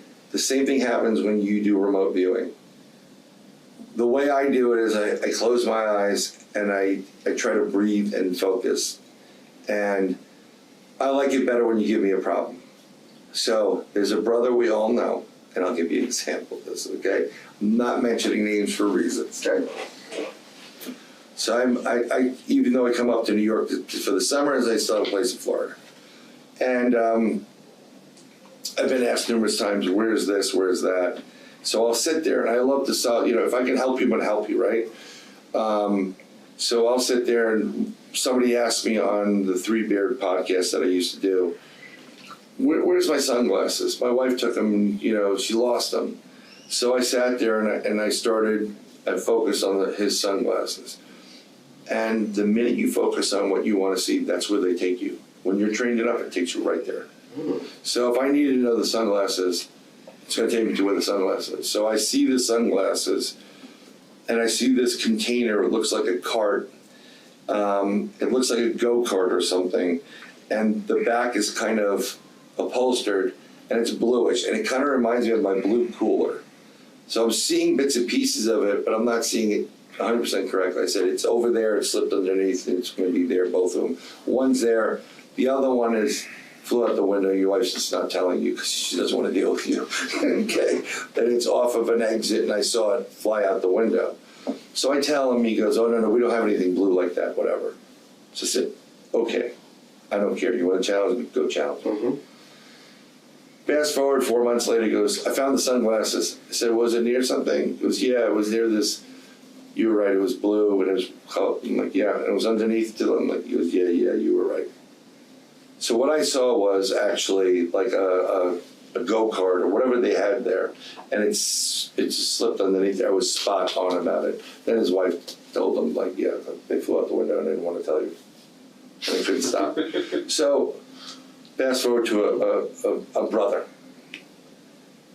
Brother goes missing. And I like this brother, brand new, about 2 years ago. Great person, great heart, great soul, whatever. No one's heard from him. So I tried calling him, no one's heard from him. So I'm talking to another brother about him. And I said, listen, I'm going to remote view him. So I sat in my room and I closed my eyes, and the way it works is I meditate and I focus and I see like a white light. And then I ask mentally, I want to be taken to where this person is. I want to know what's going on. And then you start getting taken there and you start seeing things. And I get to a point where I'm looking. This is what I see. This is all playing out in my mind's eye, by the way. I see a morgue in a hospital. And I see the morgue, the little fridges and the tiles on the wall. And I'm like, oh, crap. And then I see like what looks like a curtain, that cloth curtain they use in the emergency rooms, right? And I'm like, oh, this is not good. And I feel the coldness, and I can kind of feel on my tongue there's something with metal. When you put metal spoon, sometimes it hurts or bothers you, or whatever. And then I see behind the curtain over there next to it, and all I see is the bed rail up of a hospital bed, someone in a gown, and they're handcuffed to that. And I'm seeing that over here and that, and they're getting medicine. And then I start getting things, getting fed, missing the medicine, and these things start coming into my head, knowledge as if I knew it. They told me I knew it, I'm relaying to somebody. So I call up the other brother and I said, I hope I'm wrong about this, but I saw them in hospital. I see the morgue in this other room. I believe person's been arrested, and he's not guilty of that arrest. It was just the circumstance. He doesn't have his medicine, and he's being fed medicine, but he's going to be in a hospital. Go check the hospital. Go check the hospitals. So 12 hours go by. He calls me up and goes, "You're 100% spot on." He got jumped, got into a conflict. They arrested him wrongly. He was handcuffed to a bed next to the morgue. The curtain was there, and he missed his medicine. He needed it, so they gave him medicine. And then eventually they found him, and he's a great guy. And yeah, and I was talking to that brother the other day because we all got together, and he goes, "That was scary." I'll give you another example. And I'm better when I'm tired. Are you? Why? Because you're freer. Oh, You don't let anything, Your natural anxieties dissipate. Yeah, all you're that kind of like yeah. chill. And I'm not like Stone, like my old days, whatever. I do miss marijuana, but I can't do it. It gives me migraines. But I'm not condoning drug use, DMT. I'm not condoning it whatsoever. But some of it does help you to relax. And when you relax, things happen better. When you try to force things, it's difficult. So the way I work is every time I have a problem or someone has an issue, I get taken to the... So like, let's say there was a problem in this room. And I remote viewed it, I'd be taken to this position, I would see the door, I'm like, okay, no, I want to walk around. No, let me reset, and you can reset. And then I go back in the room, I'm taken to the door. And I found out long ago that when they put me in front of something, that's where the problem is. I don't have to go walking or gallivanting around, that's it. So I learned that. And then now what I can do is, over time with using it, I get to, I can ask questions. So I'll ask questions. I need more clarity. Please give me more. And I go, I'll get some more clarity. Or like, something happens, I see something happen, and I'm just using this hypothetically. Something happens to Bob. I don't want to use you guys as an example. Something bad's going to happen. Like, can I tell Bob it's going to happen? And I will literally hear, no. Like, why not? No. I said, can I tell Bob just to be careful? Yes. Can I tell Bob it's going to happen on the Jersey? No. Can I tell him to be careful driving the car on Tuesday? Yes. Sometimes, and I don't know who the hell that yes or no is, they still say it's a universe. They don't want me to tell them because we each have to follow a path. And if you don't follow a path and you don't go through the bumps and hurdles, you don't learn your lesson. And then you don't gain the experience to actually go, I'm not going that way anymore, I'm going to go the right way. It's really weird, it's hard to explain.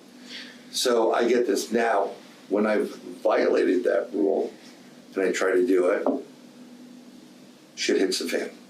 I was about to tell somebody about something and my toilet was a problem, it was leaking in my apartment. I'm like, oh, I gotta fix it. Or next to the shower was leaking. And I went, oh, and another thing I wanted to tell you, the shower's broken. So I'll tell you tomorrow. So now I know, but I did something like that recently where I saw very much danger for a person who I cared tremendously about. And they said, no, and I couldn't take it anymore. I have to protect this person.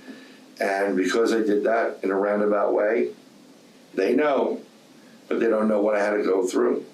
And they hate me for it, but they don't know what I did to do, I said something, they didn't like what I have to say, but in essence, by me saying something, they got the message, and they know now.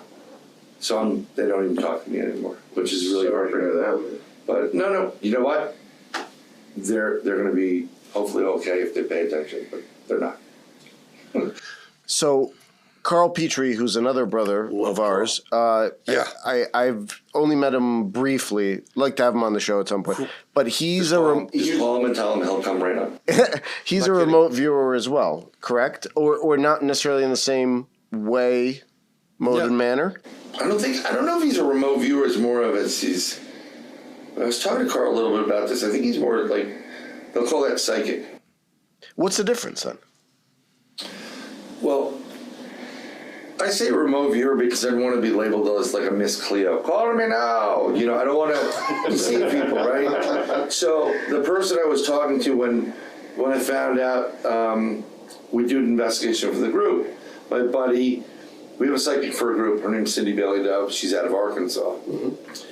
And before we did it, when I was the first investigation for the group, is she good? She's very good. Mm-hmm. And what he used to do is, before we go out on an investigation, he had a whole bunch of people coming with us.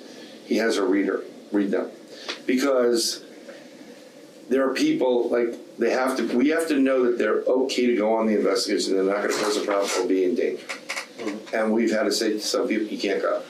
Like, why not? I'm like, the psychic read you. You're not in a good place right now. We'll try to do it again.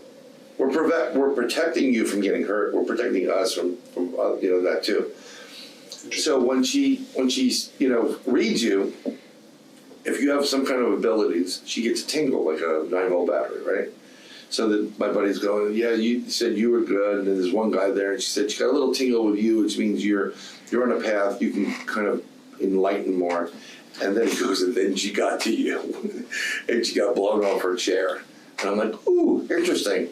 So he says, you have more abilities than her, but you keep walls up. And I said, I'm in New York City. Damn straight I keep walls up. I'll put a club on it, too. You know. So I called to explore with her. So she was my Yoda. And I said to her, I want to explore this. I don't want to open a Pandora's box. She's like, yeah, sure, no problem. You know, the accent.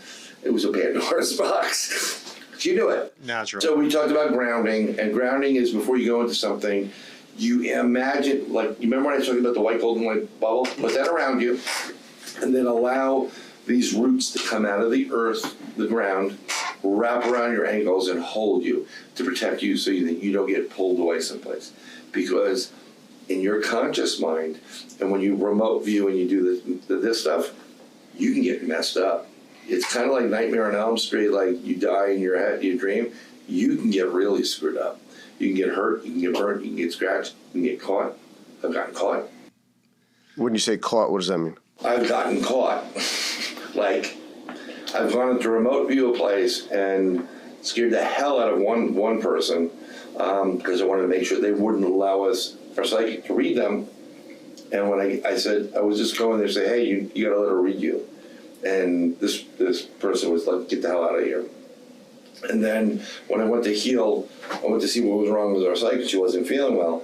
When I stepped into the place that she was staying, which I've never been to, I've never seen her or whatever, I stepped into her granddaughter's bedroom and she was looking at me like, who the hell are you? And I said, hi, I'm Brian. I'm here for Nana, your grandma, your Nana. I'm going to help her. Just tell her Brian was here. Okay? And she's looking at me like this. Okay. Go in, I see her. Cindy's sleeping. I try to heal people as well. So I do the white golden light in there and start from the head, and I literally scan you all the way down, fill you with white golden light, get rid of anything red, that's how I see it, or dark. And I just noticed something right over here. It's all black. So the next day she calls me up, you were here. I said, yeah. She goes, yeah, my granddaughter told me. I said, but I also felt you. I said, what's going on with your thyroid? She goes, oh my God.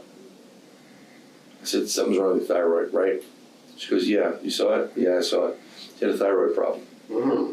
So, but other than that, she goes, I feel great. Whatever you did. I said, well, I sent energy your way. So that's kind of how it works. But I told Cindy about this. It's a Pandora's box. I said, I'm a remote viewer. She goes, no, you're a psychic like me. I'm like, no, I'm a remote viewer because it made me feel better. Mm-hmm. I'm a psychic remote viewer, whatever you want to call me. I think, Carl, there is no real difference. Carl is a lot more in tune, and the way he operates, if you've never met him, he looks at you, and over your left shoulder, he sees what he says is a little TV set. It's playing out all the things, and that's how he sees it. But then again, he could also see in the future, so maybe he is part of remote viewer. I'll let that for Brother Petrie to come and talk about. But he says, number one, he will not work with clients because he's afraid he cannot necessarily direct what he sees what he sees, and he doesn't want to have to give bad news to people. He said that and that's fine because and I understand that. I'm going to give you an example. When you start using your psychic abilities, like when you start using this, you vibrate, you meditate, and you'll start work on it. Everybody can do it. You can do it off of each other. I'm thinking of number 2, 1, and 10. I'm thinking of color of the. I do this with my kids all the time. Thinking of a color of the rainbow. And my kids will be like, sea foam green. No.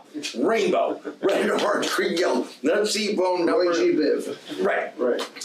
And they're very, we'll just play this game. Another thing you can do with your conscious mind is you can manipulate time. Okay? If it normally takes you to get from this point to this point, 30 minutes, mentally say, put it out there, intent, I want to do it in 20. And watch what happens. After a while, you start doing it quicker. You're manipulating time. You're sending something to the universe that will allow the construct to be there, and I can't explain why, but you'll get there earlier. And that's why the positive intentions are there. So with Carl, he sees the videos, he said something very interesting. People knew that he has abilities, and they come up to him. Someone was missing, and he wouldn't work the case. He knew exactly where he was. He wouldn't say a word. Because what happens is, when you go to the police and say, there's a body, you're now a suspect. Yeah, Right. sure. Which I got immediately because last summer, my kids go to school in Florida. It starts in August. That would kill me up here. Imagine going to school in August. So we go out and get some school supplies. I said, you want to go get something to eat? Sure, we go to this one restaurant. It's your typical, it's like my restaurant. This is one place that I call, I just made it up, whatever it is. And you walk into it. I'm not going to tell you the restaurant because I don't want people to freak out. So you walk in, bar on the left, hostess station. You have two rows of chairs this way and one long row of booths. So we sit in a long row of booths. And it's my two kids and myself. And I'm tired. And our waitress comes out. She's really nice. And I can't believe I said I'll have a Caesar salad. I'm normally a steak guy. So I'm said, whatever, have it. When you start using your psychic ability, your third eye, others develop. And I've started developing this for the last 2-3 years. I'm starting to get downloads now. It just comes to me. Plays out in my head. And I'm sitting there, and our waitress is going here. She's working this row, whatever. And I see another waitress come out, and I instantaneously see her, and I see and hear everything. She's at a bar. It's late at night, last call. There's a guy, heavy set, like 5 o'clock shadow. By the way, my great uncle created that phrase for an American safety razor. I found that out from my father. Yeah. Interesting. And the guy said, come on, I'll give you a ride home. And the next image is this woman dead in the grass, all pale, blue around the face and the eyes, just staring up like this, dead as a doornail. And I'm like, holy crap. The guy's a killer. He's a serial killer. I know he's a serial killer. I'm like, what do I do? I'm a father of 2 daughters. I want my kids to be protected. I've never done this before. And what Carl Petrie said, I don't work with police because I don't want to be accused of it. So I'm like, but I'm a good guy. I got to do something. So I go outside and I talk to one of my friends who's a Jersey girl, who's intuitive. She's great. And I'm like, this is what happened. I've never done this before. I don't know how to handle this. I don't want to be accused of being a murderer. This girl's going to die if I don't say anything. So she goes, no, I got you. I do this all the time. And she does. She's not a quiet girl. She has a great show called Journey Through the Gate, Paranormal Portal Podcast. So hopefully we'll get you guys on that show with her. Oh, that'd be fun. So she's on the show side of it. Her name is Cisco Murdoch. And I go, Cisco, I've never done I'm freaking out because I don't want to be accused if something happens to God forbid, but I want to stop this as a father. I have to do this. She goes, no problem. You go up to her and you tell them you're a medium and you got a caution for her. Then you tell her what to do. So I said, I'm more of an extra large, but yes. Okay, we'll go into it. So I'm still freaking out. And, I go out back inside. My kid's like, Daddy, you okay? I'm like, yeah, I'm okay. I'm nervous about it. So I go up to pay the bill, and I said, okay, I got to do it now. I said, keep walking. And I don't see her. And then I'm about to walk out, and I see her come out, and I walk towards her. And she backs up a little, like, who the hell is this? I said, sorry, I didn't mean to bother you. I'm a medium. So medium. I got a caution for you. And I tell her, I don't care who it is or where it is, if you're at this bar at night, another bar, and it's late, and they offer you a ride, somebody at the bar offers you a ride, whether you know them or not, do not take that ride. Please call an Uber. And she's like, what? And so I have to clarify. I say it again. And surprisingly, she was very receptive. And I explained what happened, and then I walked out. And I'm still bugged out by the whole thing. So I go back. I said, I did it. I told her, I don't know, I'm still seeing certain things. She goes, no, you got to disconnect it. Because when you do use your psychic ability and you connect to certain things, I was given that message to give her the message. Yeah, sure. You don't hang on to it afterwards. There's no point in it. No. Right? I'm not going to hang out afterwards.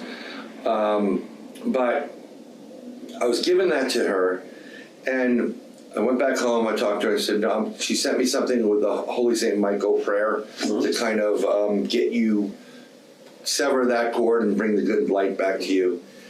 And then I said, the next day I'm going to go look into this. And I looked into the next day, and I saw her at the bar. And the next day I saw her playing and laughing at the beach, and I'm like, she's fine. Fast forward a bunch of months, I went back. There she was. She's like, thank you very much. You appreciate you. You actually did help me. Because someone was there, and apparently that girl never made it home. Oh, wow. Wow. So somebody else was there. Someone else got it. Jeez. I think the guy was arrested. I didn't really delve too much in it. I like to help people. I try to help people as best as I can. You know, but when you got 2 kids and everybody coming to you, like, it's just insane. And you know it. I mean, when I get extra stuff, like, I called you, like, all right, I know you're playing around and you're freaking not doing what you're supposed to do. I'm going to give you a starter. And you're like, you text me back, holy crap, how did you know that? I'm like, I'm not doing this to spy on you, and I don't read you. But when I come into it, but the only people I read anybody my daughters hang out with and my daughters. Everybody else I don't. Because I can read it. When we talk, the way I operate is, if you're telling me this really cool story, blah, blah, blah, blah, and it's true, I'll see it play out in my head. I look like I'm watching a movie. And if you're it's black. So I'll go, oh, you know, that's a cool story, and I'll walk away like, holy shit. No, I won't. I'm not one of those that This guy's killing me. We're going to have to bleep out every other word here. Yeah, exactly. So I'm sorry. I did have a question regarding, obviously frequencies, and I know we've talked extensively in the past about the binaural sounds and I love the those. Salveggio frequencies and such. Do you want to touch upon that? Yeah, I've been a big proponent of binaural beats. That's when it's like hemi-syncing your brain with different frequencies, theta waves, beta, and alphas, and each one, it helps you to get into a certain state. So relaxation, meditation, pep you up like caffeine, or get you into a meditative state, astral projection, where you kind of like on the border of sleeping. So I've been using them because I do not like guided meditations. Oh, interesting. Why not? I don't like to be told what to do. I'm going to be honest with you. I really don't. Go on. No. It's just, I got to do it at my pace. It's kind of like being in a movie theater and someone talking about, can you shut up? I'm trying to watch. I don't like that. I'm trying to get to a point. Dude with clinky bracelets, yeah. Anyway, I took the damn bracelet off. But now, so I use them. I discovered them more so because I can get migraines. I got hit from behind 3 different separate incidences. Not really hard, but enough where I get migraines. And I discovered a ton of things. So I went, for headache relief, there's a headache one. I use binaural beats. I forgot the name of the company that does it. Bonsai Labs. It's free on I think you recommended that. Yeah, Right. it's a good one. because it offers you a variety of different things. It's a couple of free ones that are like, pep talk, excitement, meditation, relax. And look, we're all going through a ton of things. It's kind of hard to relax sometimes, but if you put headphones in and just hear, vibration, you'll get it. Like your altered states. Let's see if we can get some of this. This is the mindful meditation. They look like that. And you get the media. Where the hell's the play button? I'm doing that. Okay, that's a mindful meditation. I actually use it a lot. And what that does is it combines 40 minutes worth of meditation with low, medium, high theta, low, medium, high alpha, and it gets me into a certain state quicker. And then you start to be able to remote view or meditate and get answers quicker. So how do you go from the solfeggio to the Schumann resonance to all of that other It's stuff? all about frequency, vibration, and resonance. Everything in this, I'm not doing this to pat myself on the back, but I did a couple of shows that are on Discovery Plus. One was Cryptid, which is Into the Unknown with Cliff Simon. Unfortunately, passed away a couple of years ago. And that was the Jersey Shore. That was Jersey Devil one. Okay. And the other ones were UFOs. UFO, Alien Invasion, Hudson Valley UFO. And then from that I got UFO Witness Season 2, Episode 2, towards the tail end. It scared the crap out of people that were on the set. It was great. But when I got interviewed, you do the audition with the producer. I said, I promise you I will be bringing craft that night. And they're like, yeah. And I said, I'm going to bring in craft. And I've discovered long ago that there is a relationship between sound, frequency, vibration, resonance. I'm not Nikola Tesla. And that is the Rosetta Stone for the entire paranormal and life. And if you get to the right frequency and resonance, the things you can do with it, you can levitate. You can change the direction of water with semantics or sand. You know the semantics where they change it. People now are taking little portable speakers, this is the coolest thing, and changing the frequency to give energy to the water they're drinking. And it Actually, Structured water, they call Structured it. water. Right, yes. you were talking about using the copper in the ground. You started about it. They use that for horticulture.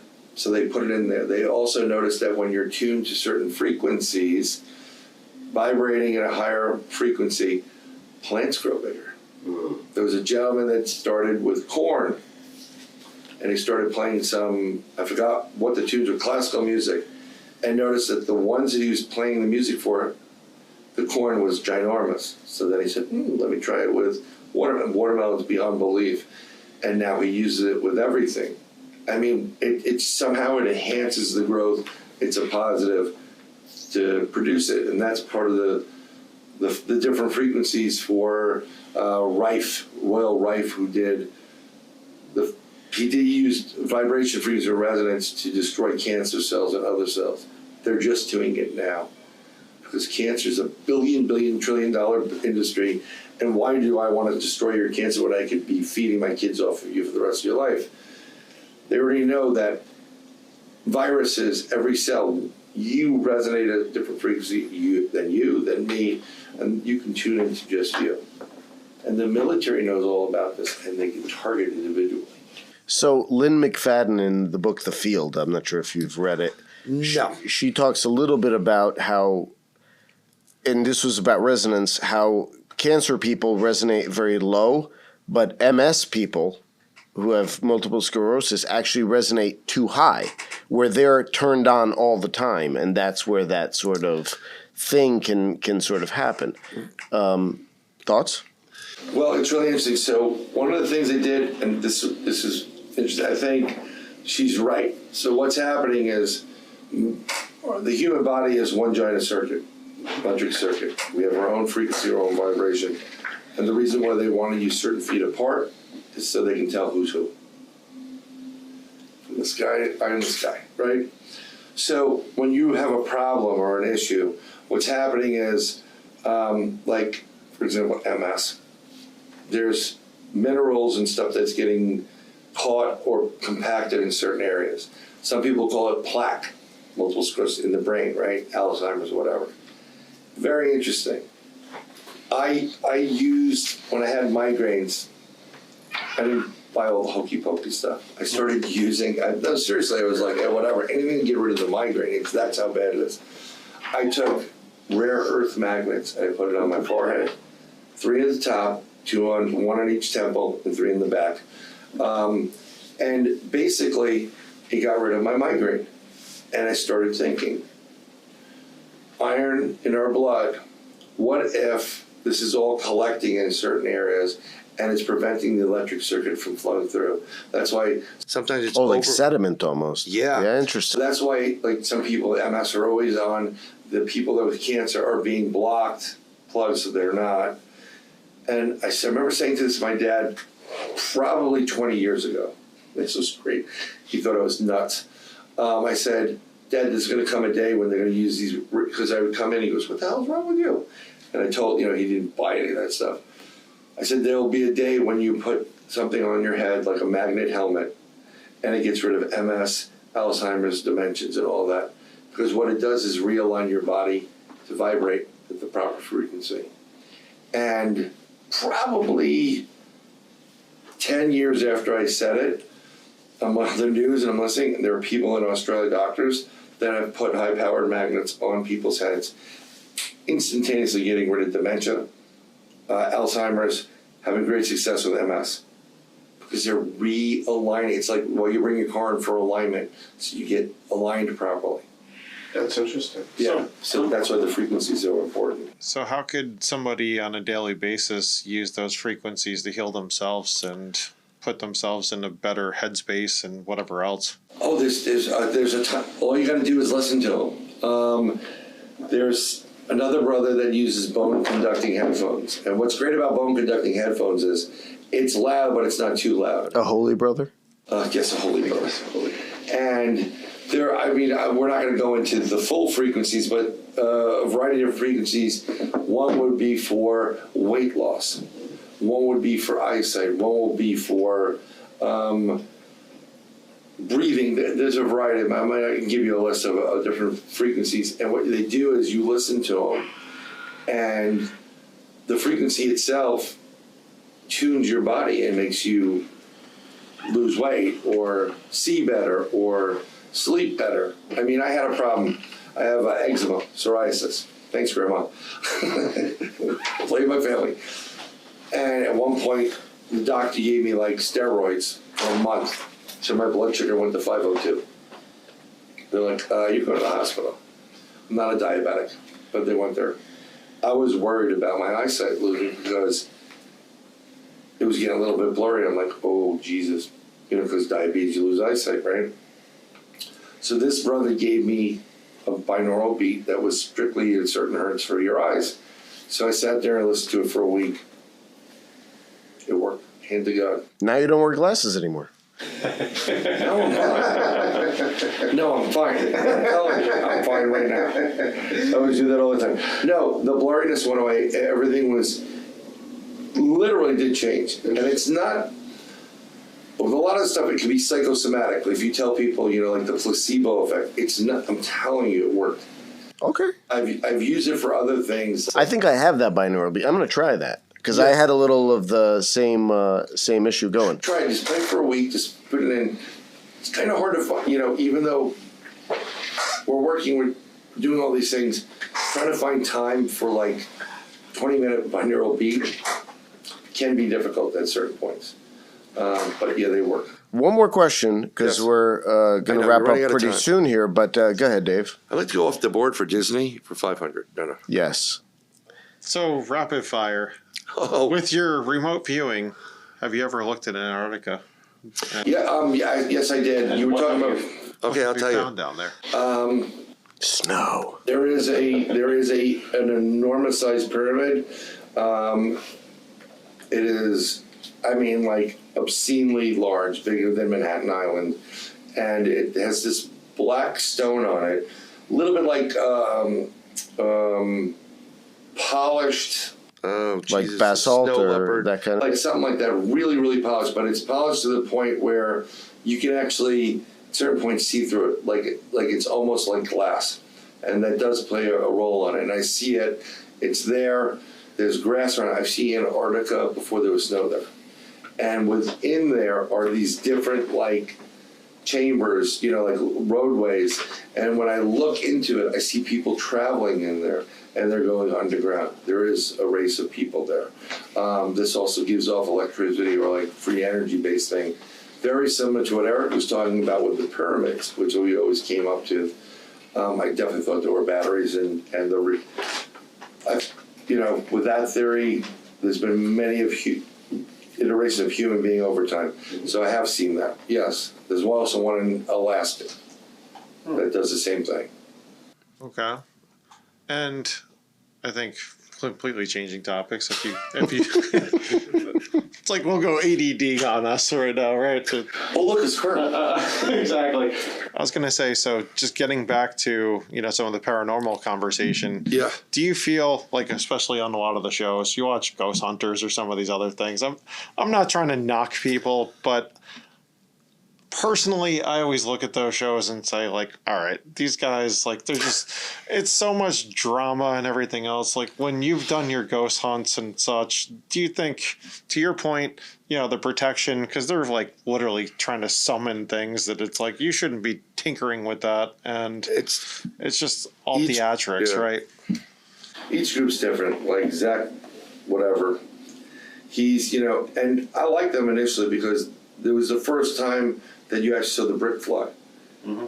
And, I mean, it flew. Right. So it looked like, oh my God, they had some real stuff. And to credit to them, they have been a little bit more on the forefront, the reason why we have some new technology. Mm-hmm. And they took the Xbox and they used the Kinect to kind of see things. Which I noticed that the minute I put my Kinect on my TV, it tells you how many players, right? It says, they'll recognize me. And I've had, like, unknown by me. I'm like, wow, okay, I've got a ghost here. But it's a TV show. Mm-hmm. And I believe these guys do good work. But because it's a TV show, I think some people some of it has to be to a certain redone. Like you can't always have the camera on 24/7. Do you know how much evidence I lost because we never had the recorder on? I mean, we just can't. It would eat batteries left and right. There was so much tape. No one wants to edit that. So they have to recreate things, but it's, it's somewhat entertaining, mm-hmm. But with the guys on the TAPS, I think they're all right. He's the godfather of paranormal, and it serves a purpose. I'm actually right now talking to two different producer developers because I want to do a show, and I'm sick and tired. I'm friends with a lot of these famous people. I don't want to see these people anymore. I want to bring in other fresh blood and different angle. So I'm trying to work on some shows. So I'm trying to do some paranormal investigating so I can have a sizzle reel and then hopefully someone will pick it up. Love that idea, cool. And definitely if you could include us in that. 100%. I would love to get involved in that. So 100%. Do you have on Moses in the? And continuing the ADHD trend here, we mentioned earlier we ran into our last guest actually outside the podcast studio. Mm-hmm. The Moses in the burning bush. I know you mentioned earlier. Let's just get into that quickly. And I don't want to piss anybody off, but the burning bush was actually an acacia bush, and it has an extremely high concentration of DMT in it. Oh, yeah. And we don't know if... I believe in God, and I've never heard from God. I've gotten some responses in other ways, and I thank you for a lot of this stuff. But maybe that acacia was used so that he can actually talk to the Lord. Mm-hmm. But that is a trippy type of experience, when we use the term. This is why shaman and medicine men used to lick frogs or peyote buttons or whatever, because sometimes you have to go to the netherworld to actually get clarity. We've talked about ayahuasca and DMT, and they're using it now to actually combat addiction. And it's working in depression, and it's working wonders for people. Mm-hmm. Very true. Yeah. Very true. Well, yeah. Any more? Or you're good? No, I think... You've had enough? I think I've gone off the rails a little bit too... You've gone off the Sorry for talking so much, folks. And I was gonna No, this has been amazing, Brian, honestly. And our cigar of the day was the Liga Privada Pancetta. There it is. I dropped mine on the floor, but there it is. These are only sold at 2 shops in the world, actually. A shout out to Dave Mallow at Barrister Cigars in Union. Very good place. Right. Great cigars. They're a blend of all the different Liga cigars, and it's a fantastic stick. So definitely check that out. I'm going to highly recommend my father and you guys, the Drew Estate guys. Okay, very well, and Omar. Rest his soul. You guys should sponsor them. I'm not kidding. Sponsor them. A new cigar, new episode, and anybody that's a spirit company, sponsor them. And we Thank you very much. We thank Appreciate you for that very joining much. us. Yep. And I know we have. Bryan, it's such a pleasure. Oh, I can't thank you guys enough. I know Have you on there's here. plenty of stuff to talk about, but I'll digress for now and shut my mouth. We truly appreciate you coming on. Our We'd next love to have you episode- back. Anytime. Yeah. I'd like to be here in person, then, so maybe I'll just have to drive back up. Well, Absolutely. we'd figure that out. You know, at the end of September, I'll be doing a Bigfoot PA camping weekend over in Western PA. If you guys want to come up, I'm doing a workshop up there. Absolutely. Maybe we can figure that out. And You know, Thank when you so much. I get this show, Yeah. look forward to it. Oh, You coming in. absolutely. Appreciate that. Yep. All right. Well, thank you again. I have pleasure. Thank you. Thank you. We are And, Brothers of the Arcana. And we are. Our next episode will feature Timothy Hogan flying in from Colorado. So Very that should be excited about fantastic. that. So we'll be talking about alchemy and all kinds of yeah. cool Templarism stuff. Sir Bryan. And yes, I go by Sir Bryan. Everybody's like makes fun of it, but like, dude, I'm Knights Templar. I go by. All the best. Thanks, everybody. See you soon.